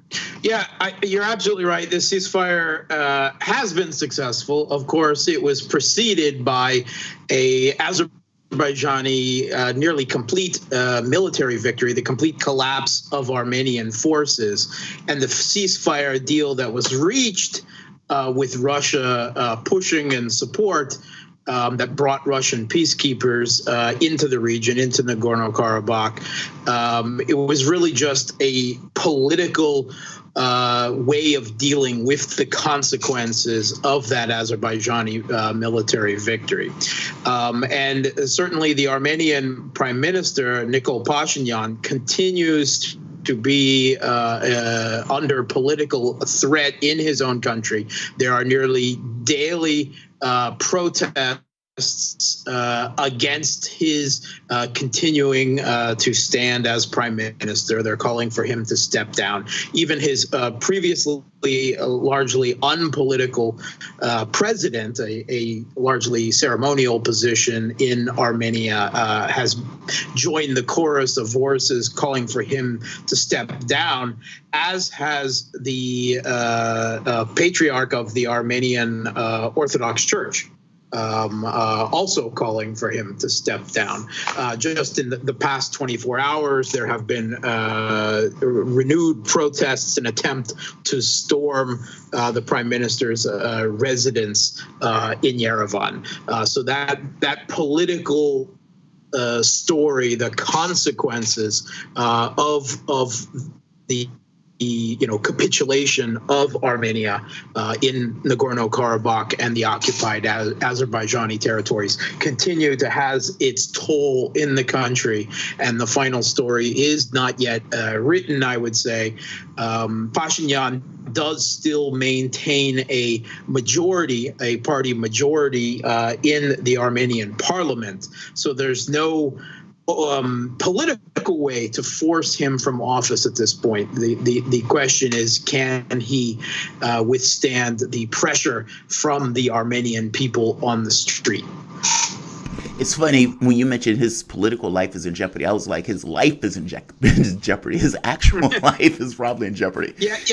There was. He did state that there was actually an assassination attempt against him. They were very angry. It's hard to get across how angry the population is. Like, I remember the night this was signed, and he was like in a bunker or somewhere, and they basically attacked the Speaker of the House and beat the guy. Put the guy in the hospital, and you're like, wow, like they were really angry. There are two things that, I mean, there's several ways I want to go with this, and I don't know if we're going to have time to hit all of it. I mean, I guess the first point, Erdogan visited Azerbaijan, and apparently was going to be making certain comments, and he was talking to apparently his ally. Now, some of this has to do with questions about whether or not Turkey is going to get military bases or some kind of military association in Azerbaijan. This, of course, is probably going to rub Russia the wrong way. And so this is going to get very strange in regards to the politics that seems to be taking place between these countries. Let's start there for the moment. Turkey, or Erdogan, is visiting Azerbaijan. What is that visit about? I know this is kind of a victory tour of sorts because, you know, their role was so instrumental in this. But what is that visit about between these two? Yeah, so there was a victory parade and celebration in Baku, the capital of Azerbaijan, today, celebrating the return of the occupied territories, the Azerbaijani lands that have been occupied by Armenia for nearly 30 years. And they're also claiming, of course, that they have successfully returned Nagorno-Karabakh itself, the Armenian ethnic enclave, although there still are Armenians living there. Armenian military forces have been forced to withdraw, and the security of that enclave right now is being guaranteed by Russian peacekeepers as part of the 5-year ceasefire deal. But despite protestations by both the Azerbaijani and Turkish presidents that Turkish troops did not participate in this conflict, Erdogan flies into Baku, acting like it's a Roman triumph, claiming victory, the defeat of Armenia, and declaring a new strategic era of cooperation between Turkey and Azerbaijan during this. The preening is a little much to bear, considering he claims that he had nothing to do with the conflict at all. Yeah, I love that, right? I had nothing to do with this, but here I am gloating nonetheless. Yes. I'm curious about this. Was there any way out for Pasdaran on this? I mean, was this a no-win situation? And what I mean by this is they could not win a fight. Well, let's say it this way. With the money that Azerbaijan has been getting from the standpoint of oil and whatnot, it was possible that they couldn't win one-on-one as a fight. Once you add Turkey into it, it gets over the top difficult to win that fight, if at all. Meaning the numbers are so against you at that point when you're going in a fight by yourself and you have these two countries that are basically going after you. Pasdaran was in this situation where he couldn't back away from this. And this is assuming he would have wanted to do this anyway. Meaning politically understanding that, okay, this is untenable. I can't win a fight like this. These guys are increasing the weapons. They're getting more money than us. What are we going to do with this situation? We have to come to some arrangement. But it didn't seem like that was ever on the table. Meaning, even if he wanted to do it, is it possible that he would have politically been able to do it? Which means that there was no way out. Is that true? No, that's not true at all. That's not true. First of all, Armenian leaders for 30 years could have traded back the occupied territories for some status, some autonomy, some status, some deal over Nagorno-Karabakh and a corridor. They didn't do so. They thought they could keep the occupied, 15% nearly of Azerbaijan occupied by their military outside of Nagorno-Karabakh as well. So, there's a diplomatic political failure there for nearly 3 decades. Pashinyan continued that. He'd been in office for 2 years. He did nothing. He actually made more inflammatory nationalist statements claiming that Nagorno-Karabakh is Armenia, which may have helped precipitate this crisis in raging Baku. Going into the conflict more directly, we know from the Armenian chief of general staff that he came to Pashinyan 2 days after the beginning of the conflict and said, "We can't win this. Cut a deal now. You have to end this ceasefire." And Pashinyan refused to do so, I guess because of the political costs. But even then, he could have made probably a deal for the occupied territories. And then we know before the fall of the second city of Nagorno-Karabakh, that rolled up the end of the conflict, Shushi, depending on which side you're on, which fell to Azerbaijan. Before that city fell, Putin was pushing a ceasefire deal before that with supposed Azerbaijan support. Even then, that would have seen the occupied territories traded back, but would have seen Nagorno-Karabakh hold on to all of Nagorno-Karabakh proper, including Shushi, and Pashinyan again refused to take steps there. So I think that, he made a lot of bad decisions during all of this. And his own military told him that they couldn't withstand. Russia was pushing him. Azerbaijan apparently was willing to make deals all through this. And, the complete capitulation that it is with the loss of all the occupied territories, the loss of Shushi and a big chunk of Nagorno-Karabakh itself, and having to agree to this transport corridor across Armenia, connecting this Azerbaijani exclave of Nakhchivan with Azerbaijan proper. That wasn't on the table until this complete failure at the very end. It's hard to see how this could be worse. Honestly. But I guess that's kind of my point. Politically, even early on, was it possible for him to do it? I guess what I'm saying is, I understand the inflammatory statements, yes. Mm-hmm. But let's say the inflammatory statements weren't there. I mean, you still had the situation. Would it have been politically feasible for any Armenian politician to pull back? I know they could have. It's like saying Joe Biden can do Medicare for all tomorrow if he wanted to. Yes, he could push for it. He's not going to do it.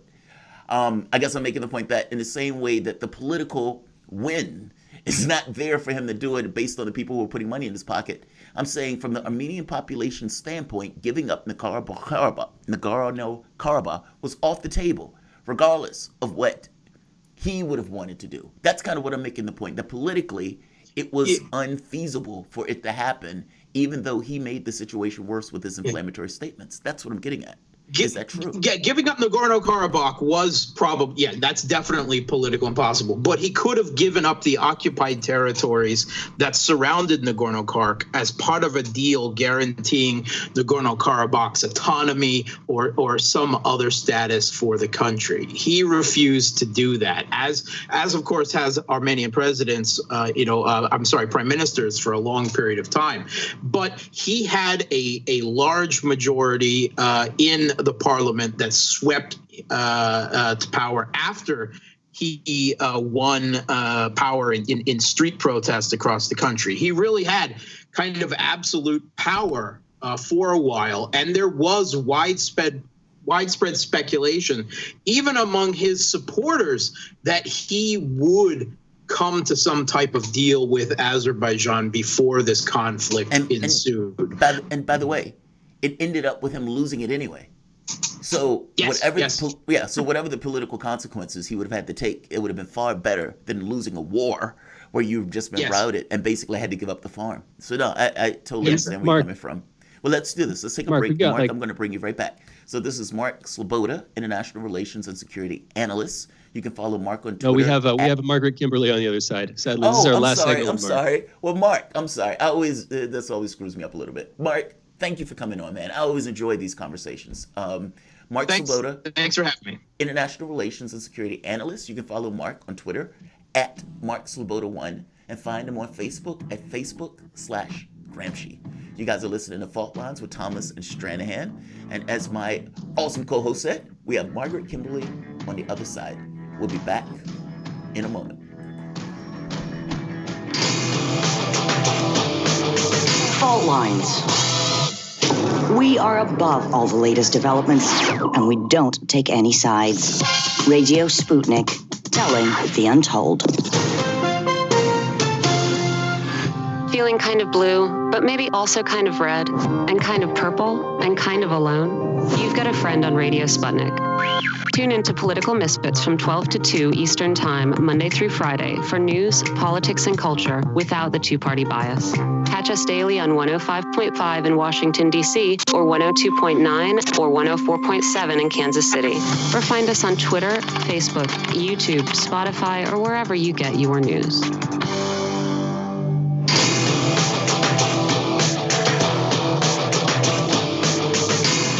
Fault Lines. And we're back. You're listening to Fault Lines with Thomas and Stranahan and Kimberly. We're joined by Margaret Kimberly for this segment and the next. She is a senior columnist and editor for Black Agenda Report and the author of Presidential, Black America, and the Presidents. You can follow Margaret on Twitter at Freedom Ride Blog, and you can find her work at blackagendareport.com. Margaret, thank you for joining us. How are you doing this morning? I'm doing fine. Thank you. Thank you for being with us. I just want to say, personally, it's nice. We're friends on Facebook at this point, not to give too much away. It is nice to see you occasionally posting like videos from around Harlem. This is admittedly a little bit personal, but it's just personally nice to see that. Like beautiful videos and photos sometimes. Thank you very much. Anyway. Yeah, beautiful neighborhood around there. Anywho, that's not what we brought you on to talk about. It just came to mind. We brought you on to talk about more broadly American policies, foreign and domestic. Let's start with foreign, with the U.S. and Israel assassinating at least one key Iranian figure, and arguably they might have played a role in a second assassination, not as widely reported, of the IRGC commander. But most folks know about, at least if you follow this stuff, most folks know about the assassination of Mohsen Fakhrizadeh, which came a few weekends ago and is peculiar from my perspective. The most compelling explanation that I've consistently heard from people watching this situation is that Israel is trying to instigate something before Trump leaves the office and Biden, ostensibly at least, pretty sure at this point, before Biden comes in, now president-elect, soon to be president in January. What do you think about that explanation? What else do you think is going on here? What do you think of the strike in general? I'm guessing nothing positive. And what do you think about that particular explanation of the chain of events here, Margaret? Well, he's like the sixth or seventh Iranian scientist who was assassinated by Israel. So this has been going on for quite some time. Israel operates with this impunity. In some cases, well, in the cases of the scientists, they never claim responsibility, but everyone knows it's them. There's no one else trying to kill Iranian scientists except Israel. And I think in this particular case, there are several possibilities. One, yes, they could be trying to. I believe they've been trying to. Many people believe they've been trying for years to get the United States to attack Iran. They can't do it alone. They don't want their fingerprints on it. So they hope to instigate a U.S. attack. Now, with Trump, they got him to shoot down a drone, or rather the Iranians shot down a U.S. drone. That drone was sent as a provocation. They also got the U.S. to kill the Iranian general Soleimani. I think it was January 2nd of this year. So this is something they've been doing for a while. So what do they hope to get out of it? Basically, they want to make sure that the status quo does not change in U.S.-Iranian relations. When the so-called Iran nuclear deal, which is actually an agreement with the other members of the UN Security Council and Germany with Iran, that was an Obama policy. It ended the sanctions against Iran. Iran promised not to enrich uranium, and Iran's economy was not being decimated by sanctions. Trump comes in, gets rid of it. People in Iran, I think we always have to mention this, don't have medicine, don't have medical equipment, are deprived of some food, can't get foreign aid. Iran cannot conduct any financial transactions, and they and their people are suffering because of it. I also think the Israelis just like to do these things just to unsettle, just to make sure that the U.S. knows they'll do whatever they want to do whenever they want to do it. Biden has said he would re-enter the agreement, but he wants to make sure Iran isn't lying, which is phony because the IAEA has said many times Iran does not have a nuclear weapons capability. They don't have nuclear weapons. So they want to make sure that they want to make it hard for Biden to go back into that agreement. And one way they can do that is just by being unpredictable, just by acting crazy and unsettling the situation enough so that the U.S. president knows that Israel is actually the one that calls the shot. If I was president of Israel or prime minister, I would do the same thing. I don't think it's unpredictable. I think it makes all the sense in the world. It's a biting move.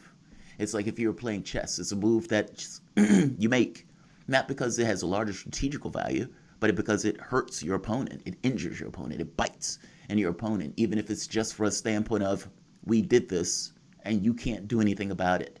And there's also this thing that they can do it because they can. Ultimately, Iran is in this weird finger trap where they have to deal with the politics in somewhat of a nuanced way. Any move that they make in this point benefits Israel, because any move that they make that's considered provocative by the United States gets the United States further ensconced, or at the very least creates, let's say, a potential impetus that puts political pressure on the president to respond. Meaning, even though Israel may do it, if Iran responds in a way that attacks Israel, the United States immediately gets involved. Basically, Israel is willing to fight to the last dead American.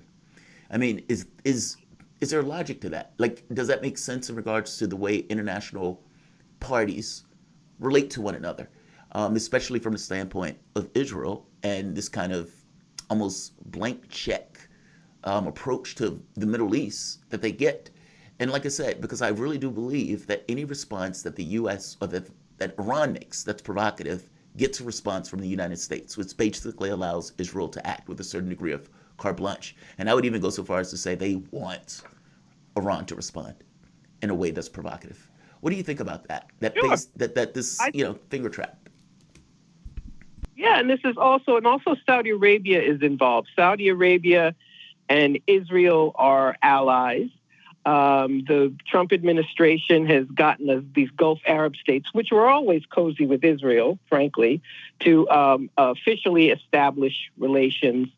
Pompeo met with Netanyahu and the Crown Prince of Saudi Arabia, and everybody knows because Netanyahu leaked the story as soon as the meeting took place. So there's always that element, too, of the Saudis being implacable enemies of the Iranians. So, yes, everything you said is correct, but they also use other countries in the region. The United States gave Saudi Arabia permission and helped them attack Yemen after the nuclear agreement because the Saudis, whined and cried that now they weren't safe from Iran. So the Obama administration gave them a free hand. And this genocide against Yemen has been going on now for 5 years.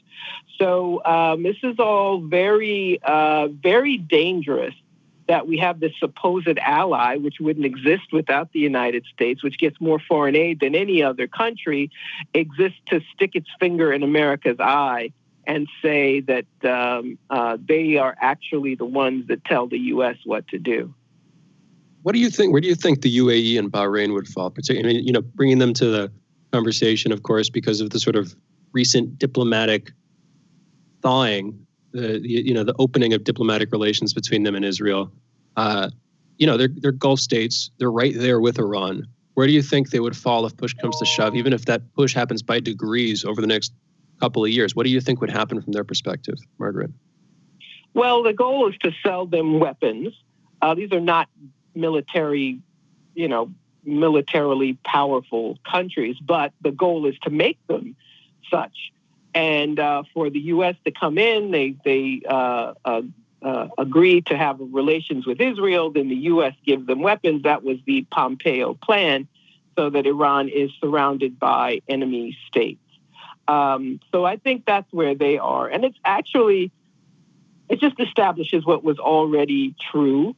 So in a way, it's something new, and in a way, it is not. It just builds on relations that they all already had. But this just increases the danger for the U.S. That's the other goal, to make it, because the Trump administration did just about everything Israel wanted, everything except start a war with Iran. And they want to make sure that continues, that Biden or any other president is thrown off balance and doesn't forget that Israel is the country that needs to be placated. Yeah, I mean, and that's unfortunate. The thing is, I wonder whether or not it's Israel being placated or the United States basically wanting a arbiter in the region. Like, if I had an ally in the region that does my dirty work on my behalf, that can take the slings and the arrows of the things that people throw at it, but ultimately they're doing my interests in that region. Saudi Arabia, same thing, where it's like putting down the nationalistic elements of the people who might be in that region who may come with a different policy. Saudi Arabia, basically, oil for gas. They do our foreign policy in that region. The world is great. Same thing with Israel to some degree. Is it really Israel pushing the U.S. to do X and Y, or is it really the United States that basically using Israel to be its attack dog in the region? Well, I think it's a little of both. I think Israel exists in order to carry out U.S. foreign policy. So, but also they sometimes act on their own and go off script, so to speak. So I think there's a kind of synchronicity there, where the two countries work together like frenemies at sometimes, if I can use that word. So Israel thinks of its own interests first, frankly. And there have been, many American administrations who are happy to do what Israel wants. So Israel wants the U.S. to attack Iraq. There are people who also want to do that, so it happens. Their fantasy of an attack on Iran or regime change in Iran. You still hear these crazy neocons talking about regime change in Iran. It's crazy. But a lot of them still want these things that are not going to happen. And unfortunately, with foreign policy, there's a bigger problem here, in that there is just this acquiescence in Congress. Nobody in Congress rarely says anything anymore that contradicts the presidential policy. And it doesn't seem to matter who the president is. Nobody says anything. There's no counterweight. There's no one. There are a few people who will say, stop the war in Yemen, but it's not very widespread. Or who will say, end the forever war in Afghanistan. Take troops out of Iraq, like the Iraqi parliament voted on after the U.S. murdered Soleimani in their territory. So that is another problem we have when it comes to foreign policy. Presidents have a free hand. And unfortunately, a lot of the public take their cues from them. And the numbers of people who make foreign policy a priority is unfortunately very small. So, I would say that this has been solved with the Biden administration, because we're going to get a black Secretary of Defense. So the issues associated with that have all gone away now that Biden is in office. Let's do this. Let's take a break. We have with us, joining us, Margaret Kimberly, senior columnist and editor for Black Agenda Report and author of Prejudential, Black America and the Presidents. You guys are listening to Fault Lines with Thomas and Stranahan. We will be back in a moment.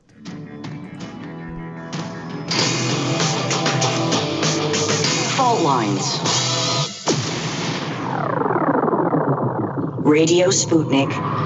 We speak your language. Find us at SputnikNews.com. Are you bored? Are you lonely?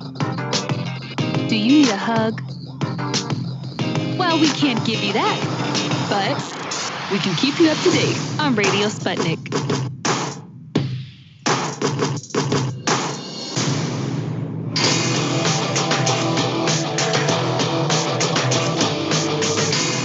Fault Lines. And we're back. You're listening to Fault Lines with Thomas and Stranahan and Kimberly. We're joined by our guest, Margaret Kimberly, continuing our conversation from the last segment into this one. Margaret is a senior columnist and editor for Black Agenda Report and the author of Prejudential, Black America, and the Presidents. You can follow Margaret, by the way, on Twitter at Freedom Ride Blog, and you can find her work at blackagendareport.com. Margaret, you and Danny Haifong, another member of Black Agenda Report, another contributor there, and a relatively frequent guest on this show, too. You folks were doing a live stream, I believe it was, a little bit over a week ago. That live stream titled Obama's Legacy of Lies. I just want to lay it wide open, Margaret. What is that legacy? What are the lies? What would you highlight there? Looking specifically at his former VP, at Joe Biden, coming in as the president, arguably a continuation of some of those policies, some of the personality there coming back to the fore. What do you see looking back at an Obama administration? Pardon me. Well, we're seeing, Obama has written this book, so we can't get rid of him. He's in the news every day. Every utterance is printed. It's ridiculous, and he's turned into President Pompous Ass, if I may be so bold as to say. He throws cold water on anything progressive wants, scolding people, finger wagging. You shouldn't have said defund the police. That's why they didn't get control of the Senate. And people, unfortunately, repeat what he says uncritically without asking. What evidence is there that that's true? In foreign policy, we are living with the damage done by millions of other people are living with the damage done by the destruction of Libya. There's still no Libyan state. I find it interesting that people can talk about the migration crisis in the Mediterranean and never mention his name. The destruction of Libya, the attempt to destroy Syria, all of those things can be laid at his feet. And now he returns, because Trump is gone, he returns as this, conquering elder statesman, spewing what is, on a the best case scenario is nonsense. The worst case scenario, it's squelching any attempt for progressives to have a voice in the Democratic Party. And but that's always what he's done. He was marketed as a progressive. It was very clever in 2008. He was marketed as a progressive, which he never was, which got buy-in from millions of people. The peace movement, unfortunately, largely folded its tent, but not completely. But too many people went along with him. And I think all the damage done by Trump has cast him in this, unfortunately, in this positive light. And anybody but Trump, and we have to get rid of Trump. So there are too many people who hang on to his every word. And I wish he'd be like somebody like Jimmy Carter and go build houses or something. No, he's not going to build hoses. He has too much cash for that. That's not going to happen. Yes. He's going to be on a yacht somewhere. Yes. You know, what's interesting about the Obama stuff, even the Claiborne stuff, it seems that there are, I don't want to call them gatekeepers, but they're credibility imparters, almost like influencers, like they call YouTubers influencers. But for people of color, it's this weird idea that black, gay, trans, basically anything other than white means progressive by definition. That you or black person just standing there is in and of itself progressive. like Clarence Thomas is progressive because he's black. It's nonsense. Obama gave 95% of the income gains to the top 1%. I have no idea under what reading that is a lefty or progressive, and yet, because he's black. I mean, think of Joe Biden's administration for the moment in his cabinet. Joe Biden has been bringing people in, multicolor, multiracial, good for you, but what does it matter if they're multiracial if nobody cares about the policies? The assumption is somehow that multiracial implicitly means that the individual is going to be looking out for the best interests of that group. It's implicit and it's nonsense. It's like the moment that Obama is in, he's president, the other items lose value because he was the black president, meaning that's the top of the ticket. Can you talk about that? I mean, it's this really bizarre scenario. I've been seeing it with Joe Biden, and they've been screaming, wow, look how progressive this administration is. And you're like, what are you guys talking about? And it's only race or sex. It's really bizarre. It's all window dressing. So the communications team is all female. So what? Who cares? So the defense secretary, and they'll have to get a waiver. I'm assuming they will get it because he has not been out of the military long enough. I believe it's a 7-year rule, but he's only been out for 4. Austin, and but it's helped along by people in these groups. Women, they were looking forward to having a female Secretary of Defense. It was thought Michelle Flournoy would get that, and people were like, "This is a step forward for women. That women can be the ones to drop bombs on people." Instead, now black people are supposed to be proud. The Congressional Black Caucus issued this statement. It was so wonderful. Austin is a long line of black military leaders, blah, blah, blah. So a black person gets killed. Nobody's questioning what the Defense Department does. It used to be called the War Department, back in the World War II days. I think that was a more honest name. But you're absolutely right. The issue is, are the policies progressive? There's nothing progressive about Joe Biden. He's always been on the right wing of the Democratic Party. And the idea that suddenly, now that he's president, when there's even more pressure to push him to the right, that suddenly he will be who he never was in the first place in his nearly 50 years of public life, is just absurd. And but I think a lot of this is just gaslighting. Nobody really believes this. This is just used to shut us up, to shut up progressives, to tell us to go away. And so Obama's every utterance is to get some dig in, to tell us to, all of it is used to tell us to stay quiet. You can't say defund the police. It's a snappy slogan. Is that what he said? But it's emblematic of all the things that progressive want. It's emblematic of any request for real change. That's all it is. We are supposed to be happy with someone like Obama, who's now, as all presidents do, they get book deals and make millions of dollars, and he builds a mansion, and his speeches, he gets paid $500,000 to give speeches for the people who are destroying the country and taking our jobs, and so that's where we are. And the black political class go right along. So somebody like Clyburn says he didn't know any socialists. Well, my response to that is he needs to widen his circle of friends. And the upshot of that is he's trying to say that black people are not represented by anyone on the left. But that's his job, and he is the gatekeeper. That's what he does. That's what all of them do. So, we can ignore this.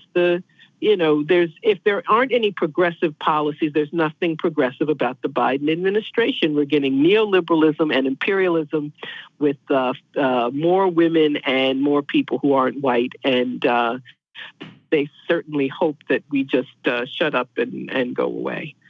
Well, do you think this is, I actually want to come back to this for a second. If identity politics has a trajectory or a life cycle as a sort of political movement or as a basis for political convictions, where are we in that? Is this this almost seems to me like identity politics jumping the shark, but that's probably premature.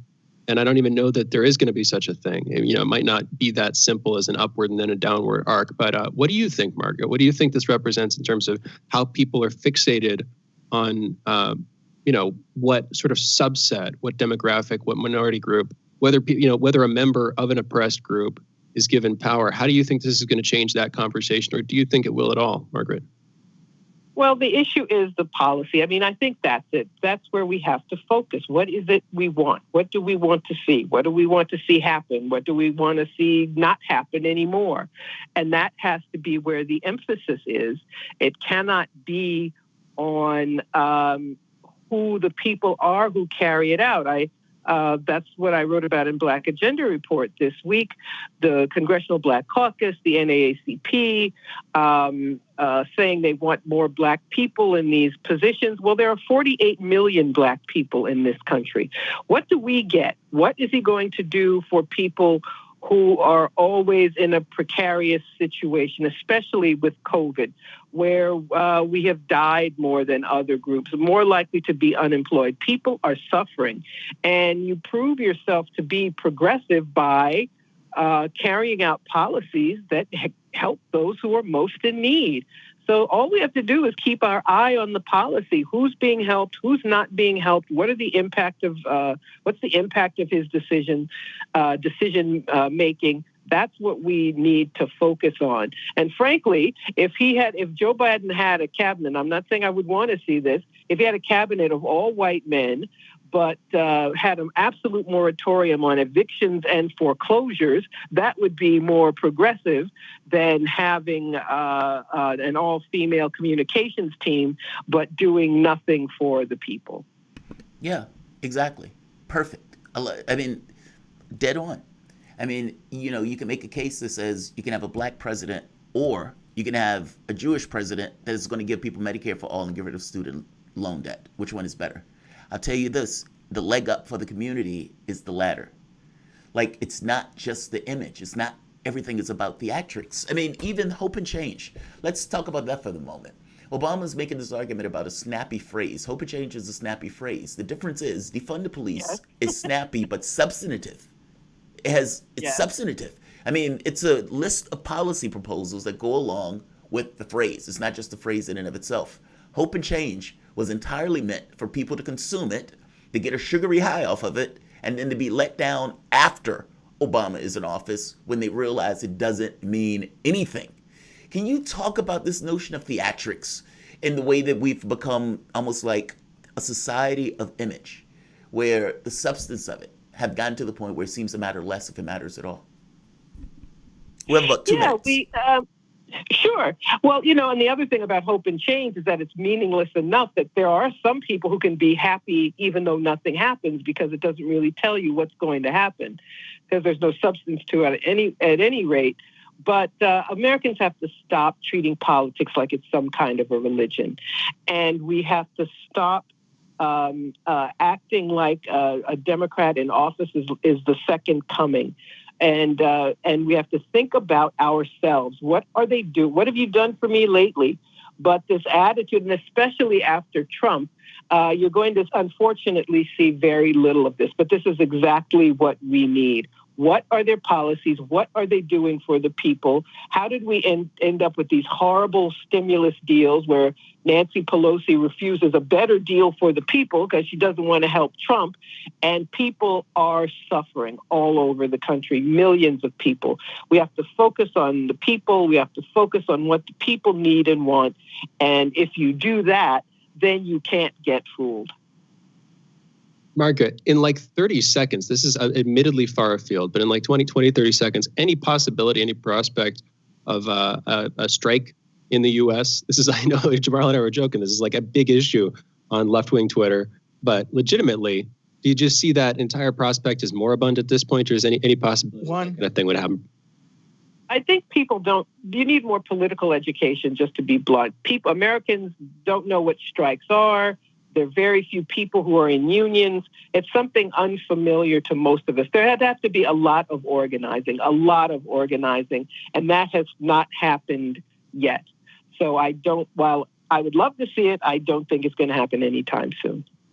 Okay, fair enough. Yeah, thank you so much for joining us, Margaret. Okay, thank you. For those listening, Margaret Kimberly, the voice you were hearing there, senior columnist and editor for Black Agenda Report and author of Presidential, Black America and the Presidents. You can follow Margaret on Twitter at Freedom Ride Blog, and you can find her work at blackagendareport.com. You guys have been listening to the first 2 hours this morning of Fault Lines with Thomas and Stranahan. We'll be back with the last hour and headlines in just a minute. Be right back.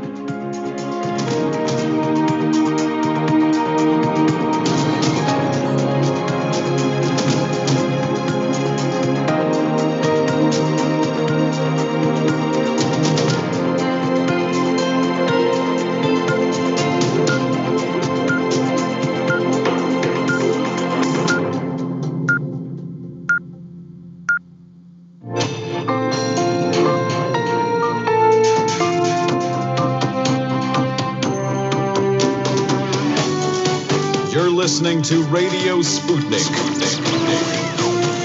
Telling the untold.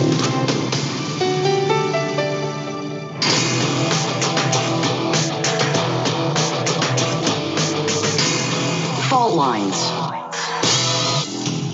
Live from across the divided states of America, it is time now for the last hour, this morning at least, of the most disruptive show covering news and events across our divided states as well as across the surface of our divided globe. In the independent corner, I am your political analyst, Shane Stranahan. And in the left corner, I am the indefatigable, the last man on the wall with my co-host, Shane Stranahan, your political analyst, Jamarl Thomas. And together on that wall, we are Fault Lines with Thomas and Stranahan.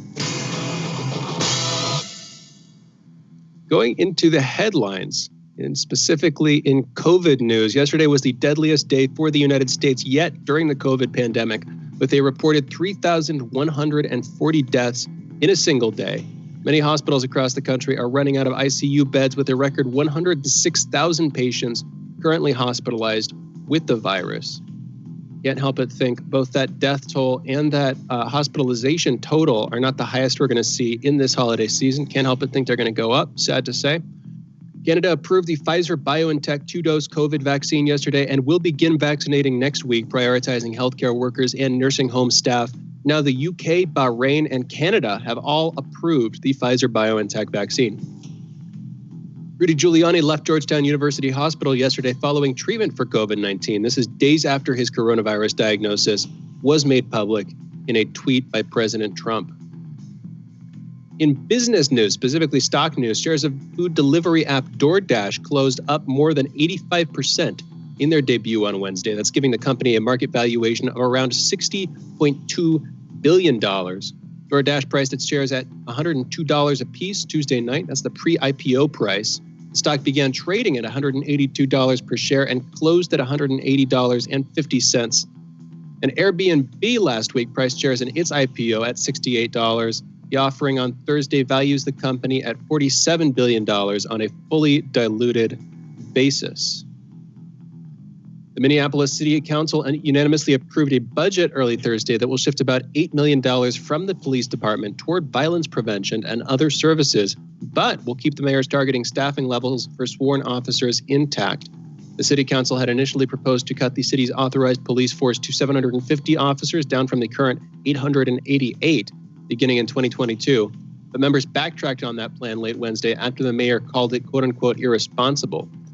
The council voted 7-6 to remove language that lowered the cap. I wonder where that money is going to be coming from then. Like if it's equipment or overtime hours or what they're, just what specifically they're going to be doing there. Admittedly, it's easier, I would say, to take money out of the budget than to take people off the payroll. You're going to get a significant backlash from the people who are taken off the payroll. They're just looking at it in terms of brass tacks politics. But, who knows where that actual money's coming from, if that might smack some people more. Granted, that's probably not what it should be. Shouldn't be the main thing that you're looking at, particularly if you believe in defunding the police, if you're in support of that broadly, then this is a small victory, I suppose. But that's not what you'd focus on, is what the feelings of those police officers would be. Yeah, you're not focusing on feelings. But the problem is that mayor has two problems. One, any political leader that is not like 80% support has to depend, and there are going to be people who hate his guts, which means that you need those police, to protect you. I think people undercount that. I think they really undercount that. Those cops that are out there doing the job, whatever else, they also protect you. They keep you safe. there are going to be the people you call when something goes wrong or somebody's threatening you or your family.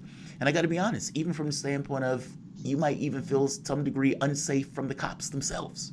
I mean, they are running around with guns. They will be the ones who investigate a crime that takes place if it regards you. So I think you just, from a cynical point of view, and just from, I would even say, just diligence, that has to be a concern. On the second part of that, I don't think residents are in for this. Like, I know my mom, for example, she was like, yeah, I don't want them to cut the police.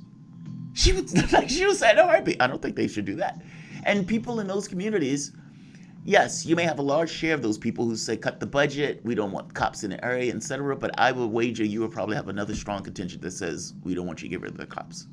It is a catch-22 like nobody's business. And that mayor is stuck in the middle of having to deal with the catch-22. So his solution to it was, I'm going to dance between the raindrops. Yes, I am going to keep the same police, but I'm going to cut the budget. I'm going to defund the police without really doing what we're really getting at when we say defund the police. It's really interesting. It's hard. He tried to dance between the raindrops, but he just got drenched, man. I don't see that is a lot more difficult than you may think it. Is. You use that idiom sometimes. I'll admit I hadn't heard that before you started using it. I like it. It's poetic. It brings some imagery to mind, but it's also, pretty darn hard to do, especially if you're standing out there in a gale. Anyway, on Wednesday, the Federal Trade Commission and 48 attorneys general filed separate lawsuits in federal court accusing Facebook of illegally stifling its competition by snapping up its rivals, including WhatsApp and Instagram. In addition to Wednesday's actions, the U.S. Department of Justice's Antitrust Division has been talking to developers about their interactions with Oculus, the virtual reality headset maker that Facebook owns. In international news, France's data protection agency, the CNIL, has slapped Google and Amazon with fines for dropping tracking cookies without the user's consent. Google has been hit with a total of 100 million euros, that's about 120 million US dollars, for dropping cookies on Google.fr, Google France. And Amazon has been hit with 35 million euros, that's about 42 million American dollars, for doing so on the Amazon.fr domain under the penalty notices that were issued today.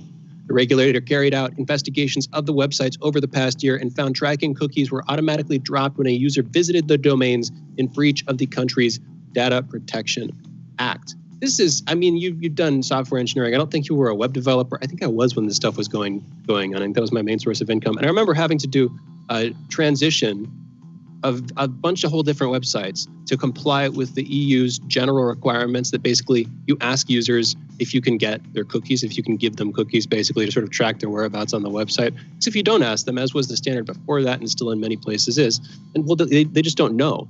And you could be tracking them all over the place. That could be potentially, through that sort of infiltration of their digital life, that can become intrusive in some ways if they don't permit that.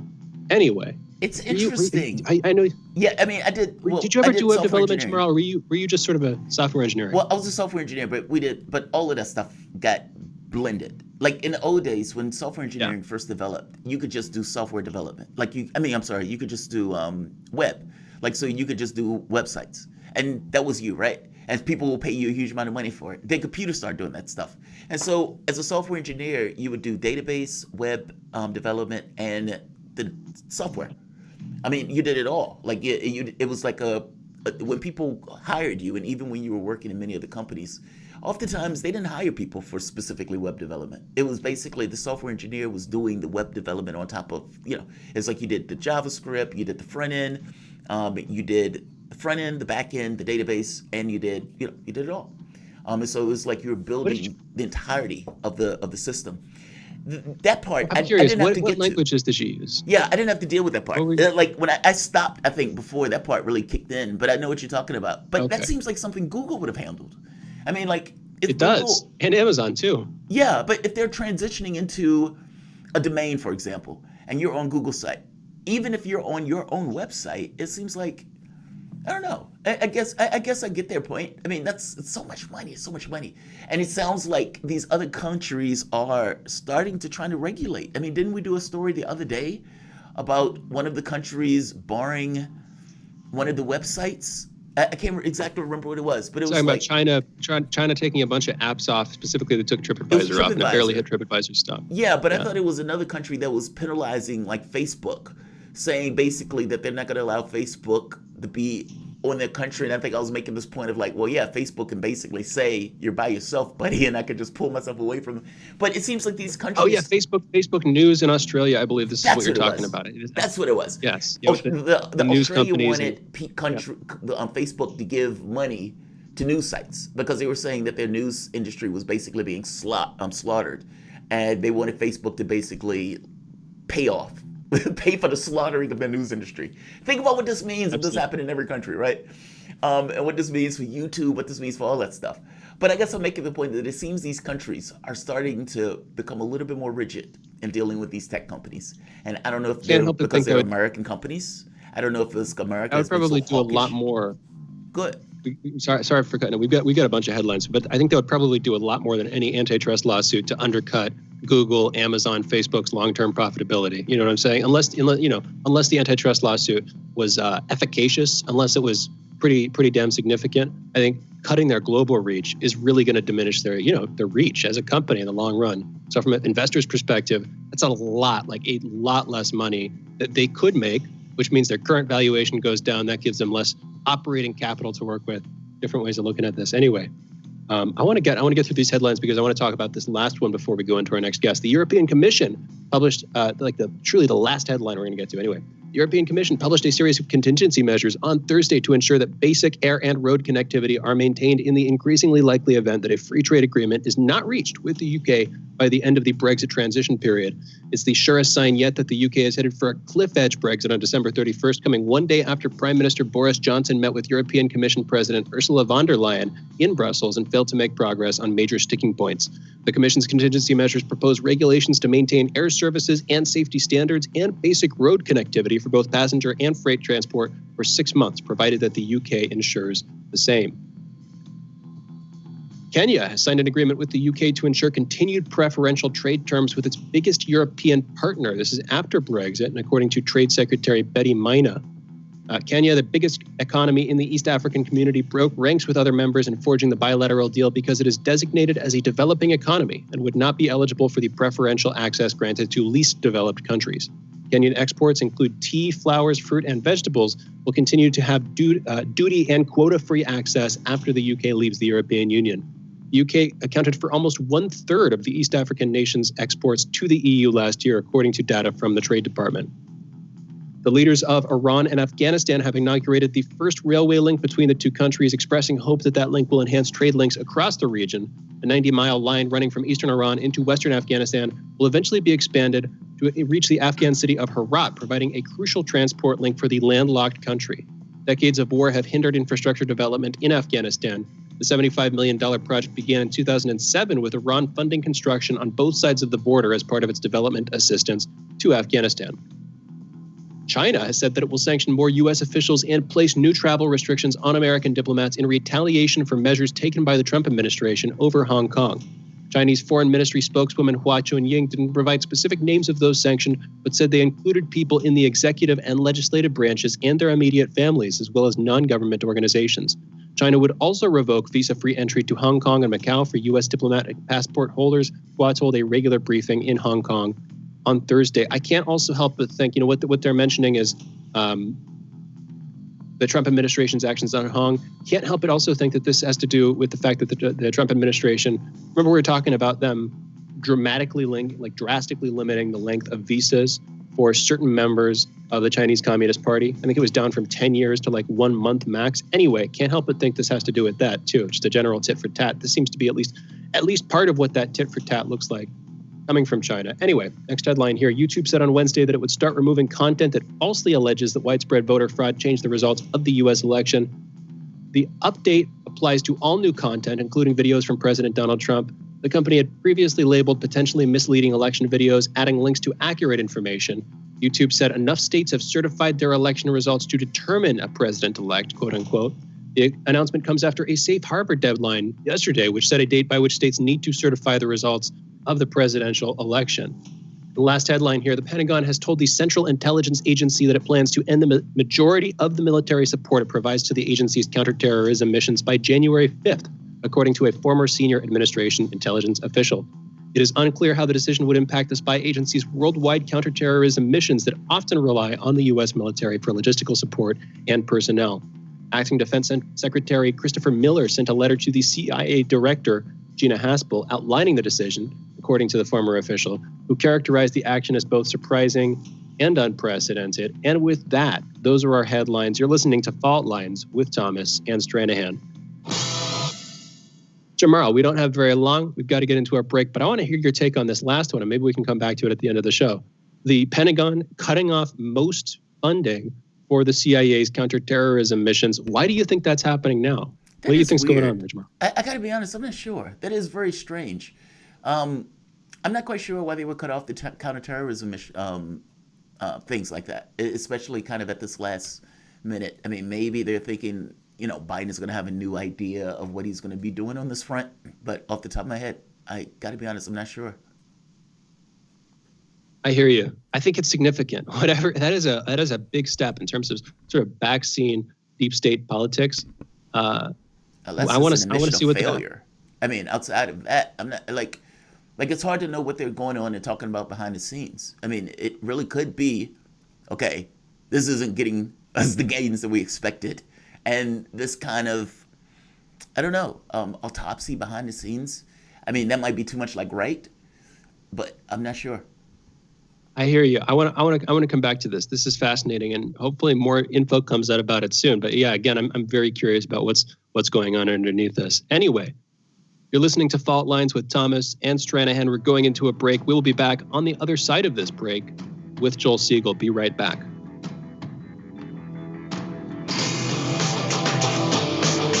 Fault Lines. 24 hours a day, 7 days a week. We give you the most essential information out there.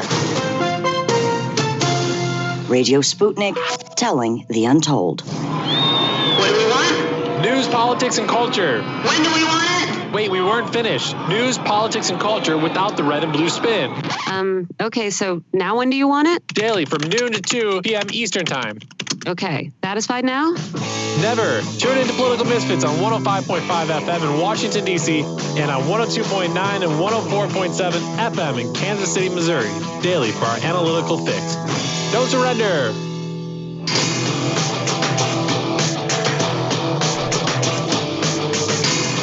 Fault Lines.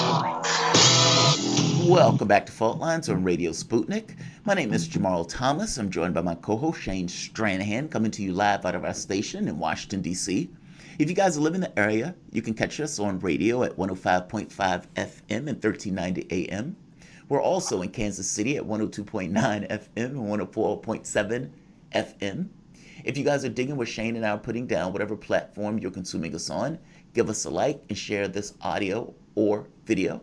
If you want to join in on the conversation, you can give us a chat, a tweet, and of course, you can reach us by phone at 202-521-1320. That is 202-521-1320. Your engagement makes the show what it is, so definitely don't be shy.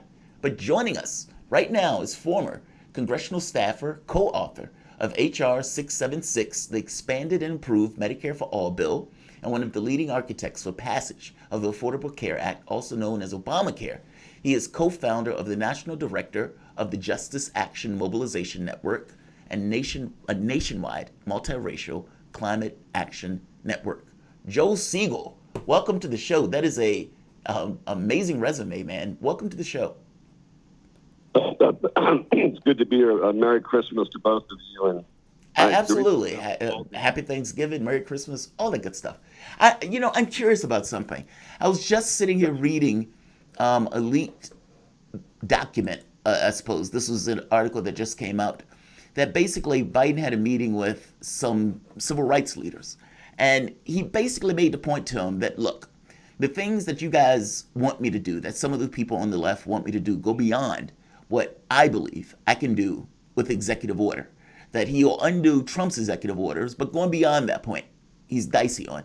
And so basically he's saying, like you said before, nothing is really going to change. And Chuck Schumer, who's been screaming for Joe Biden to give her the $50,000 of debt from college loans. And again, I think Schumer is screaming for this because he wants to win the seats in Georgia, and he believes this might be a good point for this.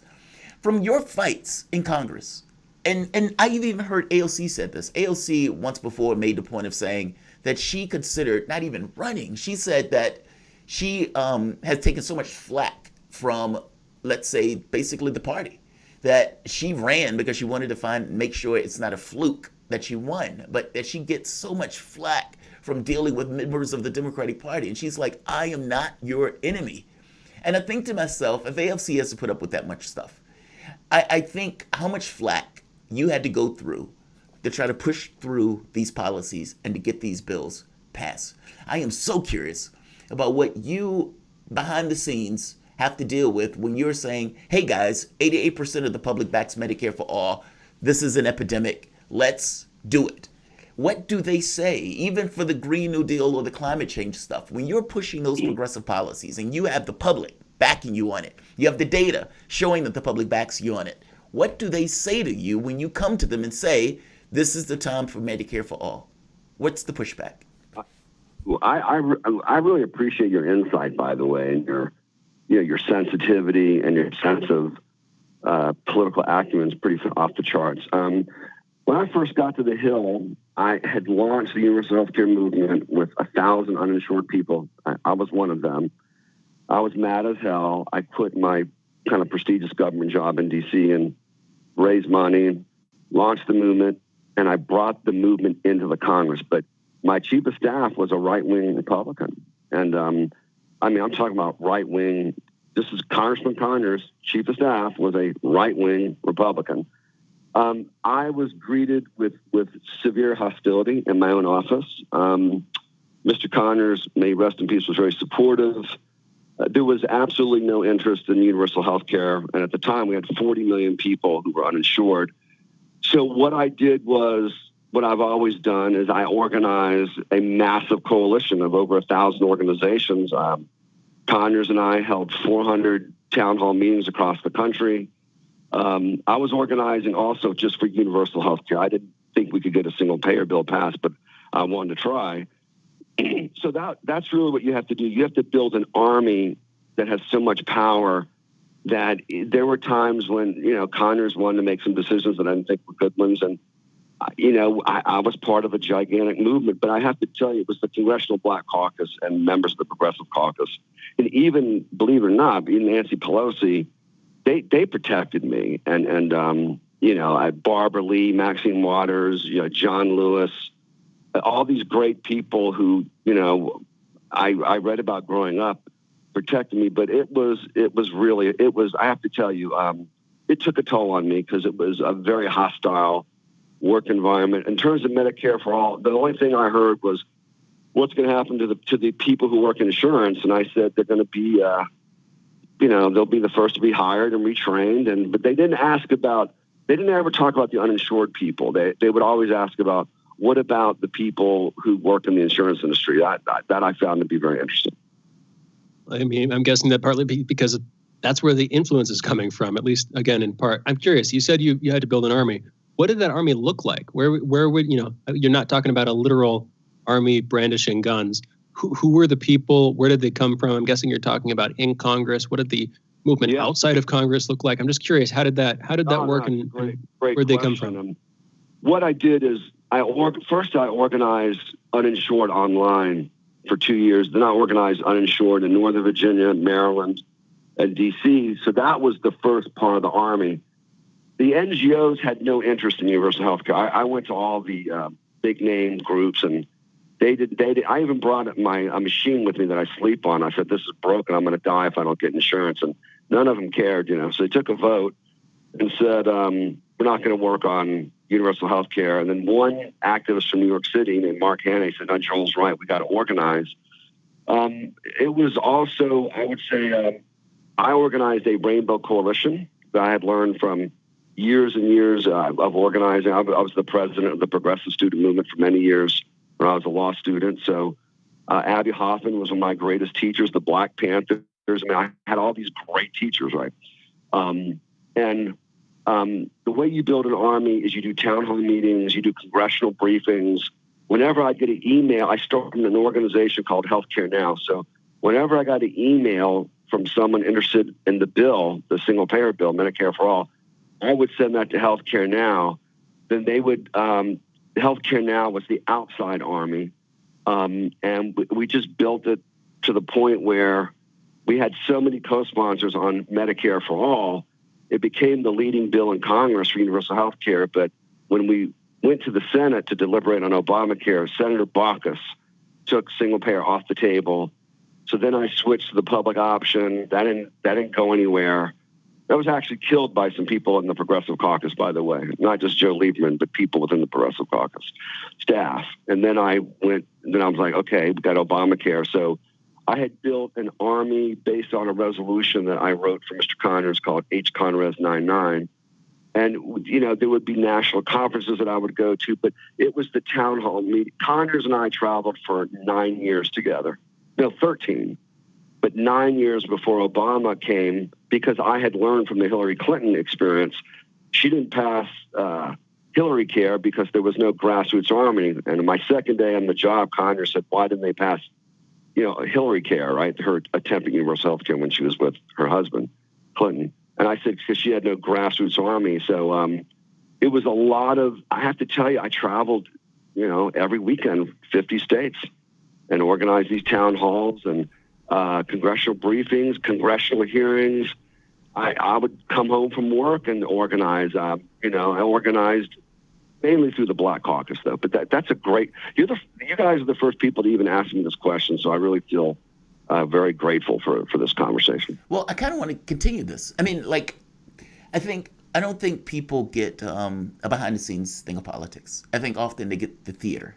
They see people putting on airs, because they have to take certain political castings for their constituents and so forth. And so I don't think we get, I don't think we see it behind the scenes. And I think behind the scenes part is sometimes the most fascinating to explain people's behavior. For example, what does hostility look like behind the scenes?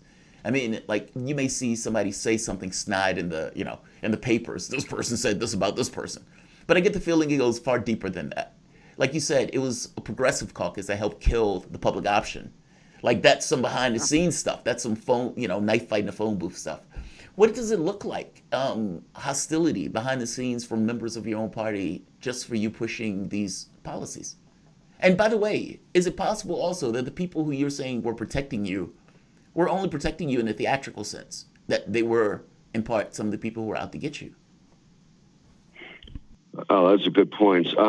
The people protecting me, there are radicals in Congress. I mean, there are radical, progressive, activist members of Congress that were formerly in the Black Panthers or the Students for a Democratic Society who were very involved in the civil rights movement. And Mr. Connors came from the civil rights movement. King campaigned for him, and he got into Congress. So, I would always meet these members of Congress who would kind of surprise me because they were so progressive. Not a lot, but there was more than I thought. The people who protected me, they really did. They were loyal because, see, the staff run the Congress. I was older than most of the staff, so once I figured out, I'm like, Jesus, the staff run everything. The members are, going to the committee hearings. They're raising money about 70% of the time. That's the big secret of Congress. You got people in their 20s who don't really know what they're doing running the Congress. So in terms of, the other thing is I'm from the South. I'm a musician. I was an athlete. So I could speak to the Republicans. Actually, I was very close to a lot of the Republican members and the staff. I talked about fishing and hunting and stuff like that in Carolina basketball. But there was tremendous solidarity, even if we disagreed with each other. I didn't really run into too much hostility, actually, except in my office. There was, I remember when this is great. I get to actually be really honest in this conversation. So when I first got to the Hill, the first bill that I wrote was Medicaid expansion for all the uninsured. Now that got into the Obamacare. That's half the bill. I kind of generated that idea based on a model called TennCare, where they expand Medicaid to the uninsured, all the uninsured. And I remember I called Dingell's people. He was chair of House Energy and Commerce, and I wanted them to look at the bill, and they started screaming and yelling at me. We're not going to do universal health care. Look what happened. We lost the Congress, because of Hillary Clinton, what she did. So I challenged them, and I said, well, you're a member of Congress, worked in a predominantly white, upper class, suburban district. My boss represents the poorest Black people in America. And if you have a problem with this idea of getting, universal health care, you should talk to John Connors. But right now, you're talking to John Connors. I represent John Connors, so I would ask you to lower your voice, and I want you to look at the bill. The next day, they introduced the bill, word for word. They stole the bill, and they introduced it. They did, and Mr. Connors said, "Welcome to Congress, Joel." Wow. Wow. Yeah, there were a few things that I did. I remember Eleanor Holmes Norton. She came into my office with Anthony Williams, who I used to work for. I was deputy director of the foster care system, and she said, "Are you the MFer who've organized this hospital briefing?" Because DC General was closing, and hospitals were closing across the country. I said, yes, I am the one who's organizing this briefing, and but the briefing isn't about DC General; it's about nationwide hospital closings. So she shows me a list of all these names of people who were supposed to speak from DC. I said, "I don't know where you got that list from, but let me show you my list." So there was that did happen, not often, but Connors came in and saved the day. But yeah, it's the first time I've been cursed out but it was very scary because it was my, I think, third week. And when we did the briefing on the hospital closing, Connors says, maybe we'll have to bring in the United Nations troops to help you. So, wow, that is so fascinating. We got to go into a break. Yeah, we got to take a break. That is. Yeah, let's take a break. I'm curious, real quickly, in just a second here. What year was that? I'm just trying to get a sense of the time frame here, Joel. Oh, this is like, I was there from 2000 to 2013, and you know what happened though after the. Let's come back on this. Let's come back to talk about this. A fascinating conversation, but we've got to go into a break. You folks are listening to the voice of Joel Segal, former congressional staffer, co-author of HR 676. That's the expanded and improved Medicare for All bill. Also one of the leading architects for passage of the Affordable Care Act, aka Obamacare. We'll be back with Joel on the other side of this break. You're listening to Fault Lines with Thomas and Stranahan. We'll be right back. Fault lines. Tough questions are the most powerful weapon we have. As long as you have questions, we'll keep asking.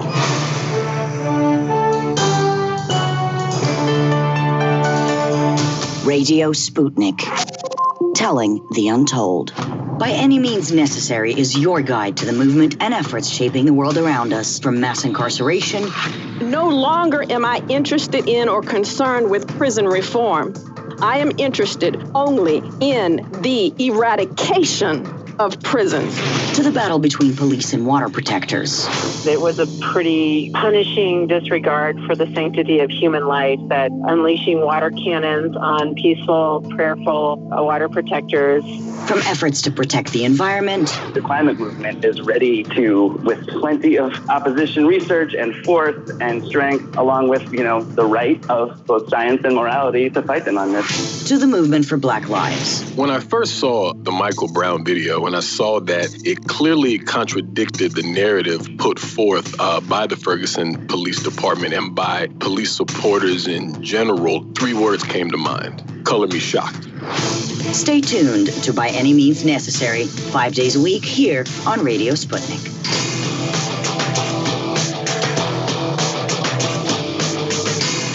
Fault lines.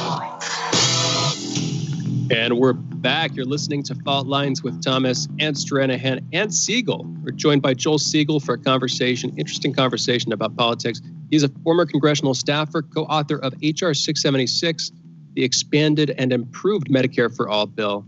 He is also one of the leading architects for passage of the Affordable Care Act, aka Obamacare. He's also co-founder and national director of the Justice Action Mobilization Network, JAM, that is a nationwide multiracial climate action network. Joel, thank you again for being with us. Jamarl and I were having a conversation over the course of the show yesterday about roles, and specifically, we actually started very early in the show. We were having a conversation with guest Mark Frost, and Jamarl was talking about the Star Trek episode from the most recent series, and specifically this one moment that just instigated this conversation about people sort of stepping into a role, people acting out their role instead of acting as a human being with all of, our human sensitivities, our obligations, et cetera, you sort of step into a role and you act out of that role.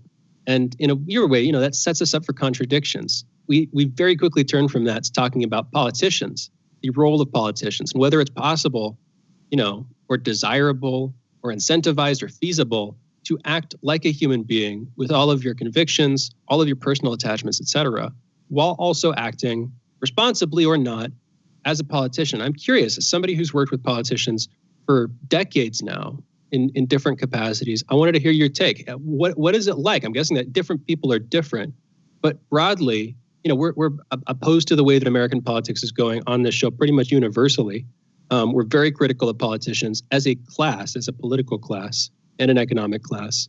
But I want to hear from you. What's your take on that sort of dynamic, that dilemma? What have you seen? What can you contribute, Joel? Again, another very insightful question. I think that if people take the time to really know one's self, I'm deep into spirituality, Buddhism, Judaism. I study Islam. I read, voraciously, and but so you'll meet people in the Congress who didn't even read the papers, never took a spiritual journey. And you could tell they were just an empty suit. There was just nothing there, And some of them ran because they were rich and they got bored. Some of them ran because they really believed in public service. There were a lot of them that did believe in public service. However, what I found was there were 3 times where I can tell you where what Congress is like. So global aid was ravaging Africa and the Caribbean, tens of thousands dying. The only person acting on this issue was Representative Barbara Lee, but she wasn't moving the idea of getting global aid medicines to people and a UN fund. So I brought in Bono, okay, the rock star Bono. I got really lucky, man. I brought in Bono. I brought in Alicia Keys and Justin Timberlake and all these stars. And I remember we had a long conversation. I had a long conversation with his chief of staff, and first they said, no, Bono's not going to work on global aid. And I challenged them and I said, well, you're working on canceling the debt. Why don't you just combine the two, cancel the debt? That way people in Africa and the Caribbean can buy the AIDS drug. So this little priest, he choked on his water at the Raven cafeteria. We joined forces, and Congressman McDermott's staffer, legislative director, sees me in the hallway. Are you Joel Segal? I said, yes. He started yelling at me, why did you bring in Bono? I said, man, you know what? First of all, lower your voice. You're old enough. I have a daughter your age, so I want you to be quiet. I brought on Bono because the Black Caucus wanted me to bring in Bono. I wanted to bring in Bono. And, for you to sit here and yell at me in a hallway, I said, you really just don't know what you're talking about. So you need to go back into your office and sit down. So now there are times when there were times when I really had to be tough. And there were times, too, where I did risk my job. I did a press conference with Bono and Nancy Pelosi and Maxine Waters when we launched the Global AIDS Alliance Coalition. And my chief of staff did not want me to do it for whatever reason. And I'm Jewish. I was thinking about the Holocaust and how, I wasn't going to let the Holocaust happen in Africa and the Caribbean and India. And I didn't care. I went ahead and organized it anyway and got a room. We launched it, and I was confronted, and I almost got fired, but Congress protected me. So that did happen to me 2 or 3 times where I was insubordinate because I wanted to save humanity. Now, imagine what kind of person who's the chief of staff of one of the most powerful Black men in the world who does not want to save people from AIDS. So she was one of those empty suits that you're talking about. In fact, I think she sold real estate. She stole $13,000 from the Congress and she got fired, but she was definitely, we were enemies. And here's how I looked at it in closing. There were 40 million uninsured people. I grew up uninsured. At that point, I had a chronic illness that was life-threatening, not anymore. And I was like, you know what? I don't care if I die in this job. I'm going to die anyway. I don't care about the rest of the staff. There's 40 million people who are depending on me to get them health insurance.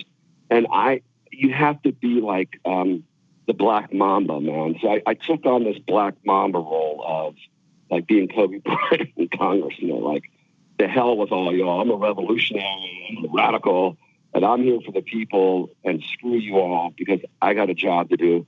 And I remember the last 5 months I was excluded from Mr. Connor's office. They wouldn't let me into any of his meetings. And I was told, we're not doing your single payer tactics or something. I said, hey, man, that's cool with me. And so, yeah, it was, politics is a contact sport, but there were so many good staffers and so many good members of Congress. They absolutely backed Medicare for all, universal health care. I mean, had 100 co-sponsors. So, but the way I got them to be on the bill, they didn't want to be on the bill. I would organize town hall meetings in their districts. Me and Connors would fly out, and then I would say, can you sign on to the bill?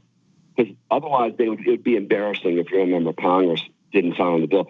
So I had to use a lot of pressure tactics and guerrilla warfare to get it done. Well, speaking about those pressure tactics, excuse me, and political warfare, it seems like there's a Faustian bargain that gets made. That even when some people want to do something good, that basically they're under this constraint of cash. Like, even if I want to get elected, 90% of the races are won by the side with the most cash. And if you know that, and you mentioned yourself, these guys spend 70% of their time begging for cash.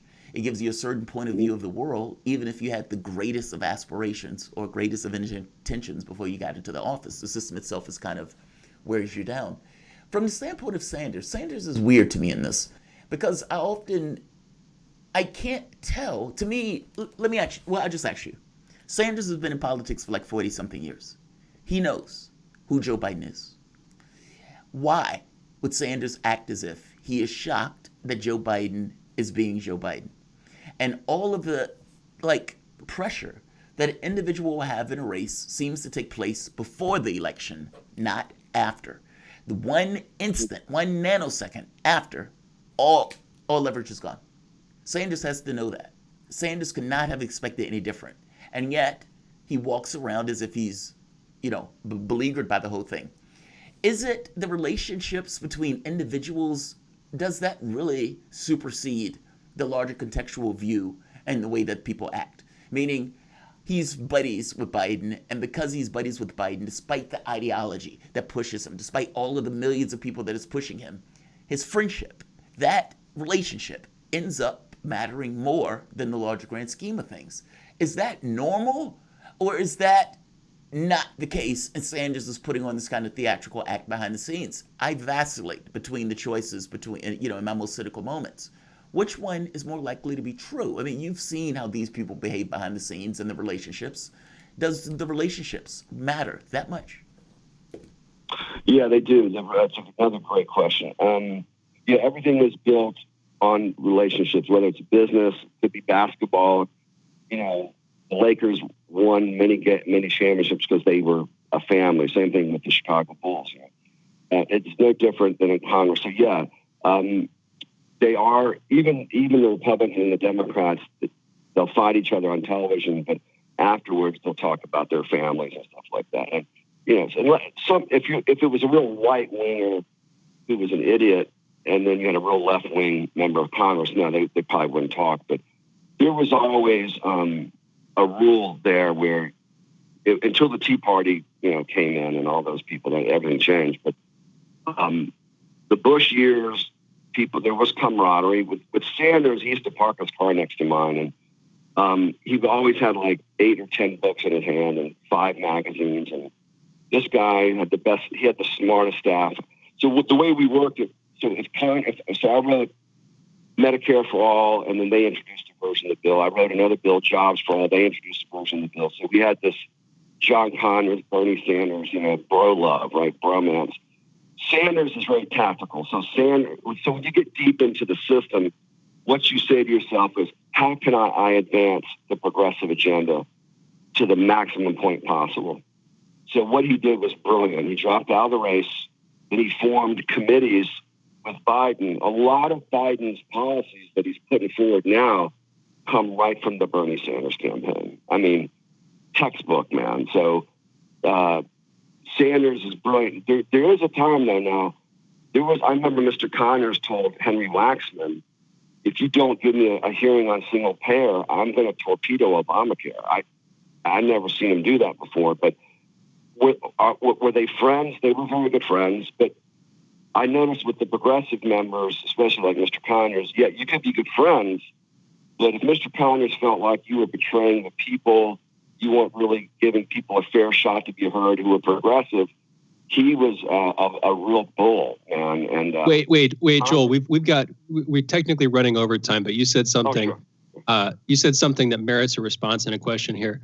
Which of Biden's policies would you say comes straight from the Sanders campaign textbook? Can you single some policies out here? Because I know this is going to be met with some widespread disbelief, both by Jamarl and many members of the audience and myself. What do you see here? I don't see Biden and I don't see them as equal, but I'll tell you where I think I see great influence. One is Biden is saying that if he took Warren's plan, and Warren's plan basically came from Bernie. If you make below $125,000 and below, you get your college tuition paid for. Now, no president nominee has ever even talked like that, man. It used to be tax credits or some bull job like that. That's number one. Number two is definitely climate change. So Biden on climate change, he's still, I'm not sure where he is on hydraulic fracking. Sanders is against it, but in terms of meeting the goals of not going over 2 degrees centigrade or 1.5 degrees centigrade and creating 7 million jobs, green jobs, absolutely, Bernie Sanders-esque. So that would be the two. The rest remains to be seen. I will tell you that Jared Bernstein is a very dear friend of mine, the most progressive economist in this nation, is now a senior advisor. So when Jared Bernstein, and I can't divulge my conversations with Jared when he was working for the Obama administration because he's my brother, but all I can tell you is if you bring in Jared Bernstein to your administration at a senior policy level, he's coming from a Rooseveltian, Keynesian, the government needs to intervene in the economy. That says a lot. He brought in. Well, we've got to cut this. We've got to cut this, and hopefully we can continue this conversation some other time. Although it might get contentious, because as it is, I don't think that's enough to satiate the demands of so many folks. Anyway, Joel, don't want to end on that note, but I appreciate you joining us, Joel Segal. Thank you for being with us. Yeah, you got to push Biden. You have to push him to the left. All right. Joel Segal, former congressional staffer, co-author of H.R. 676, the Expanded and Improved Medicare for All bill, one of the leading architects for passage of the Affordable Care Act. You guys are listening to Fault Lines with Thomas and Stranahan. We're going into a break, but we're taking calls on the other side of this break, 202-521-1320. We'll be right back on the other side of this break.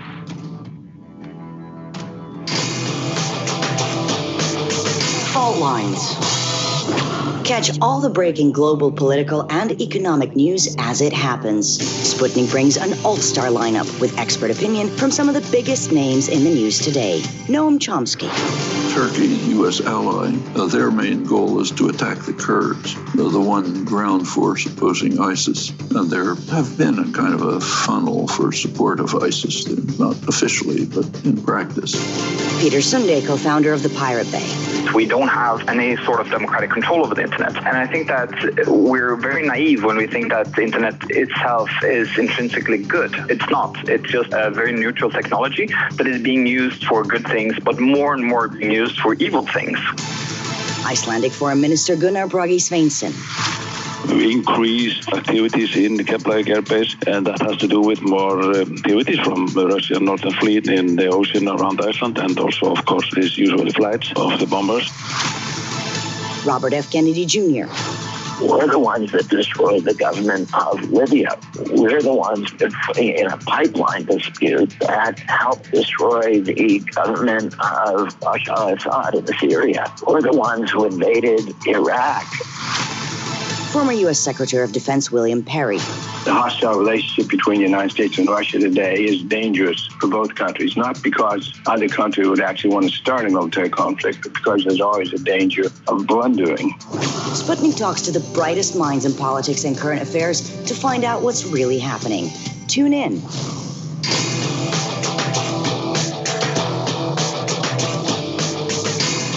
Fault Lines. And we are back. You're listening to Fault Lines with Thomas and Stranahan, and you could be listening to your own voice soon. Although that would induce some echo, which is unpleasant to hear when you're talking. Anyway, that's completely random. Our phone lines are open. 202-521-1320, 202-521-1320 is the number to call. You can call in if you'd like to, and we're taking your calls, so it's a better time than any other to call in. We've got Tarif calling in from New Orleans. Again, 202-521-1320. Tarif, you are on. What's going on, man? What's on your mind? First, I'd like to say free Julian Assange, pardon Julian Assange, and Snowden and other whistleblowers. Look into my case, Mr. Trump. Mike Edie Bakey, contaminated water. I'm a VA whistleblower. They had a story that came out yesterday dealing with, which I shared the link with y'all, dealing with the vaccine, the Pfizer vaccine. And that 4 people developed Bell palsy, which is half their face paralyzed. So I think these vaccines is being rushed too fast. We should let it go through the course of being, through the trials. Let it take us 2 to 3 years and deal with the therapeutics like your hydrochloroquine and your other experiments. And now the other drugs that they're using with great success against COVID-19. And I remember some time ago I told y'all about fast pulse lasers that show promise in killing viruses and diseases. I'm going to have to look for that link again and share it with y'all again. I think that's the technology of the future. Well, we go to deep space travel, we can use that technology while people on a ship getting sick, but they like light years away from the Earth. We can use that type of technology to help people out, and especially with that new reactor that China came up with. Man, deep space travel is now a reality, Well, wait. The reactor that China did is a showpiece. It's not producing energy yet. I mean, the goal of it is that it could produce energy to power homes and all of this other stuff, meaning you get more energy out than you're putting in. Because they were putting energy into it just to create the magnetic fields, to create the system for the energy in and of itself. I understand what you mean. If they can get it to work, it is energy surplus without the negative things. So I grant you that. For the surgical stuff and that's the big threshold, though. Yeah, so I agree with you in regards to the potential for the technologies, yes. One question, though. If the vaccine, you said they should stop the vaccine. Let's say, postulate for the moment, that the vaccine ends up killing 1,000 people over the course of a year. Should you still put out the vaccine? Both. Either one of you can answer this. Tarif, should they put out the vaccine? If they found out that, all right, there's a flaw, that certain people die from this, sudden death, almost immediately, and over the course of a year, this equals to 1,000 people, should you still put out the vaccine knowing 1,000 people are going to die using it? Tarif. It's based on a pool of people that they're injecting it with. I can't really make that estimation right now, but I know if they had, in one trial with the Moderna, they had 2 people get sick. That was 6 months ago. And they only had a small population of 45 people, so 2 people got sick out of that. Then you had another trial done recently where 4 people developed Bell palsy. How large was that pool? Yeah, that's the real question. Yeah. Well, we don't necessarily know if the here's Bell the palsy thing. was directly caused by the... I can quote... Oh, go ahead, Shane. I'm sorry. I didn't hear you in the background. Go ahead for it. No, pardon me. There are other sources for this stuff. I'm just looking at the one that you linked to on Twitter, Tarif. This is from the Daily Mail. About 4 paragraphs into the article, I'm going to quote here. The FDA said that the number of Bell's palsy cases seen in the Pfizer vaccine trial was, quote, consistent with the background frequency of reported Bell's palsy in the vaccine group that is consistent with the expected background rate in the general population. And there is no clear basis upon which to conclude a causal relationship at this time, end quote. But they'll keep a close watch on future cases. I'm going to end the quote there. That was all from the Daily Mail article. From what they're saying, the number of people who got this. In other words, if you have a sufficiently large trial, people are just going to get illnesses anyway because people get illnesses anyway. They're saying it's not linked. I'm not going to back that up because I don't have the know-how nearly.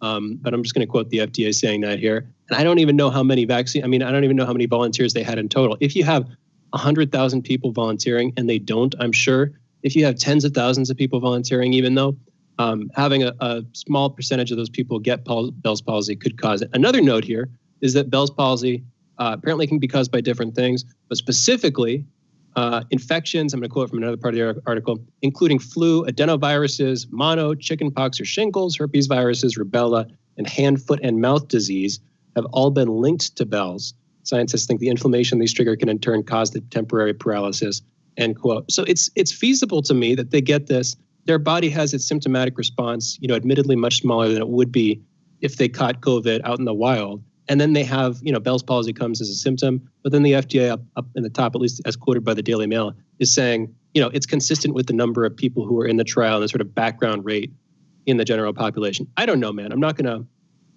Jamarl, you hear what I'm saying on that? That's according to the article. Right. It's quoting the FDA. It's hard to make a determination, like causation, right? Just because it's causation is kind of difficult. I guess what's interesting to me, though, is if as a flat fact, the drug companies, they say, look, our estimates is that this is going to kill about 1,000 people over the course of a year. But we're talking about, 100 million doses. Do you do it? At that point, it's an issue of numbers, or is it an issue of numbers? This is a trolley problem all over again. If you know that the vaccine is going to have certain kind, and I'm not saying it does, so just to be very clear, I'm not saying it does. I'm more asking this, just postulated based on Tarifa was saying that they need to slow down, they need to take the vaccine away, etc. We just had 3,100 people die yesterday. So if you do find out that the vaccine does have a higher mortality rate in regards to people that use it, do you not use that vaccine with the 1,000 people that it kills a year, since in one day you had 3,100 people die? Do you make the choice? I don't know. That isn't. Here's the thing: the 1,000 people that you're talking about, is that expectation in advance? In other words, you administer the vaccine to the public. You know that 1,000 people are going to die if you give it out, but you do it anyway. Is that the question you're saying? Or in yes. Okay. It's like Yeah, that almost certainly. Let's say because you're going to avert hundreds of thousands of deaths. Yes. Well, okay. Yeah. Let's say 2,000. Yeah. They come out and says, look, we estimate 3,000, 5,000 people are going to die by administering this vaccine a year over the course of the year, but we're going to save all of these lives. Does that work? I agree with you. The answer is well, yeah, of course, obviously you should do it. But that's a trolley problem, right? That's basically saying, well, kind of. Some people are going to take the bullet. We know some people are going to take the bullet. We're going to do it anyway. That's a counterfactual. Aren't counterfactuals? I've long held this opinion, and it pisses people off, but it's warranted. Aren't counterfactuals kind of BS? No, it's a hypothetical situation. It's just a hypothetical. It's literally a trolley problem. Literally. Exactly. No, but aren't that's the thing is people use the trolley problem to try to estimate where people's ethical sensitivities lie. Yes. But in every event, you're not actually having to confront the situation on its terms. And it's like, in other words, you're not doing an unbiased scientific sampling. What you're doing is you're asking people a question, usually in public, and then they're not actually in the situation, so they don't actually have to confront it. And then they're having to tell somebody else what they would do, which is inherently, it devolves into signaling. Yes. It's like, at least on those two counts, they're like these two additional biases. In other words, I don't think counterfactuals actually work. That's fair. I know what you mean. You're saying basically they're giving you the answer that public pressure is public pressure is eliciting, not necessarily what the person would do in the real situation.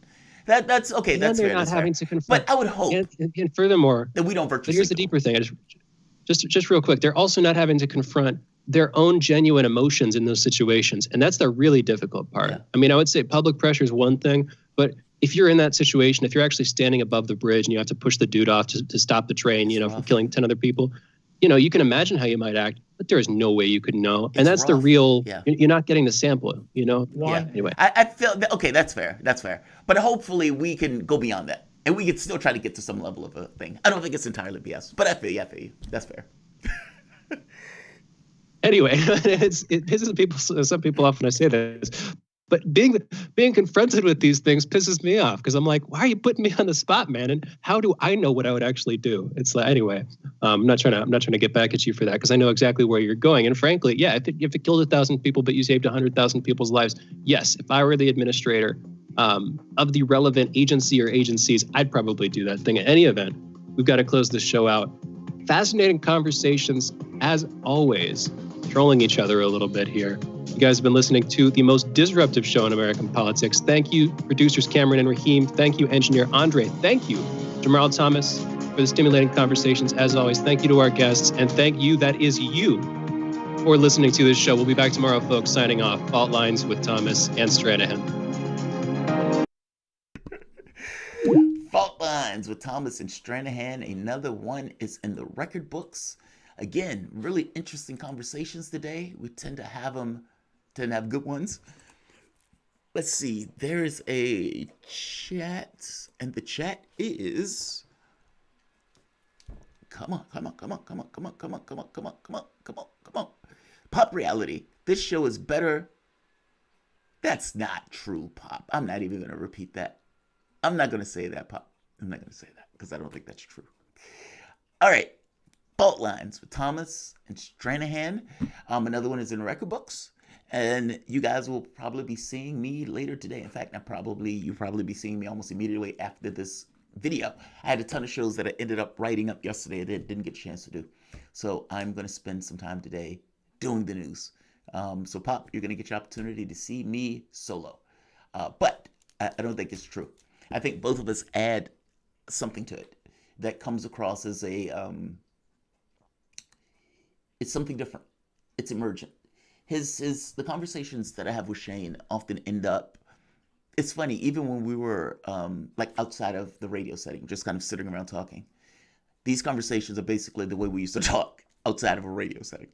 I found them, I valued the conversations.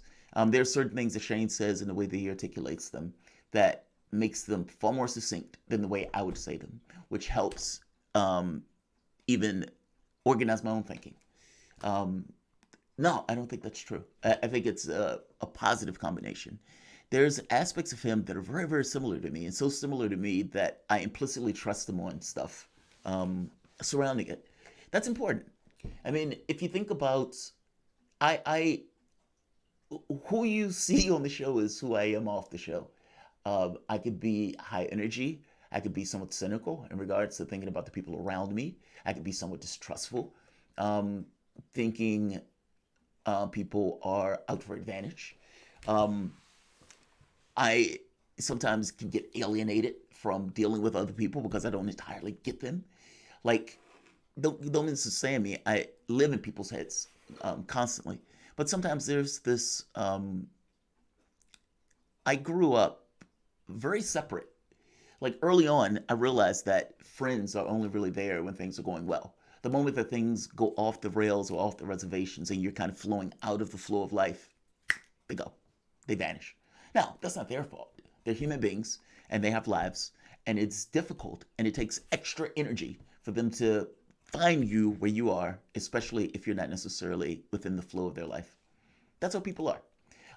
Once you realize that, it gives you a certain point of view of the world, especially when you are ill for long periods of time, when you are in a situation to which you were in, other people couldn't necessarily relate to that, and you weren't necessarily relating to them with that. And so it's a division that articulates itself, even in relationships as you kind of get older. My path, hell, even in an astro chart, is functioning on this notion of individuality, while at the same token have to do so with a group. The team component of this, to me, is important. He's my teammate, and I put a massive amount of value and emphasis on what that means. And yeah, this is the first show where I had that.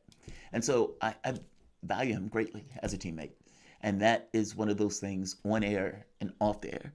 Very bright, very intelligent. And whether, he's in his 20-somethings. And I was nowhere near where he is from the standpoint of in my 20s. So, no, I think he's valued member of the team. I think with anything, it takes a little bit of getting used to when somebody who you see almost as solo is working with somebody else. And sometimes, that can be, oh, I like that because both of those guys are putting out a very similar energy. But I think there's also something added when the energy is different. And because that energy to some degree is different, it allows this sharpening of intellects between both as they work towards getting closer to themselves and growing as a result of it. There are ways and pathways that I can't get to by myself. And, I would say the same thing is probably true for Shane and his development, his thought process. So no, I don't think it's better without. I think Fault Lines is one of those things that requires that level of attention in order to make the show even work. Disagree with you, Pop. I think it makes it better. I think I become better because of it, because of the combination and the emergent qualities that come as a result. So no, I don't agree with that. I love the fact that I'm working with Shane and that I wouldn't choose anybody else. And I mean that flat fact true, as honest can be. Wouldn't choose anyone else. From the standpoint of being able to work with somebody and from the standpoint of trust, from the standpoint of believing in their intelligence, from the standpoint of empathy, nuance, the ability to be able to piece through an issue and be able to get both sides, even if I don't agree with him on him, even if I think he's given too much credit to something. It's Fault Lines. I could be wrong in my assessment of that. He could be right in his assessment and vice versa. It's a show. It makes that show. And I think it gives us a different quality than any of the other shows that are out there because of that level of intellectual rigorousness. So that's my thought. Anyway. All right, I'm going to end this here. You guys are going to see me a little bit later.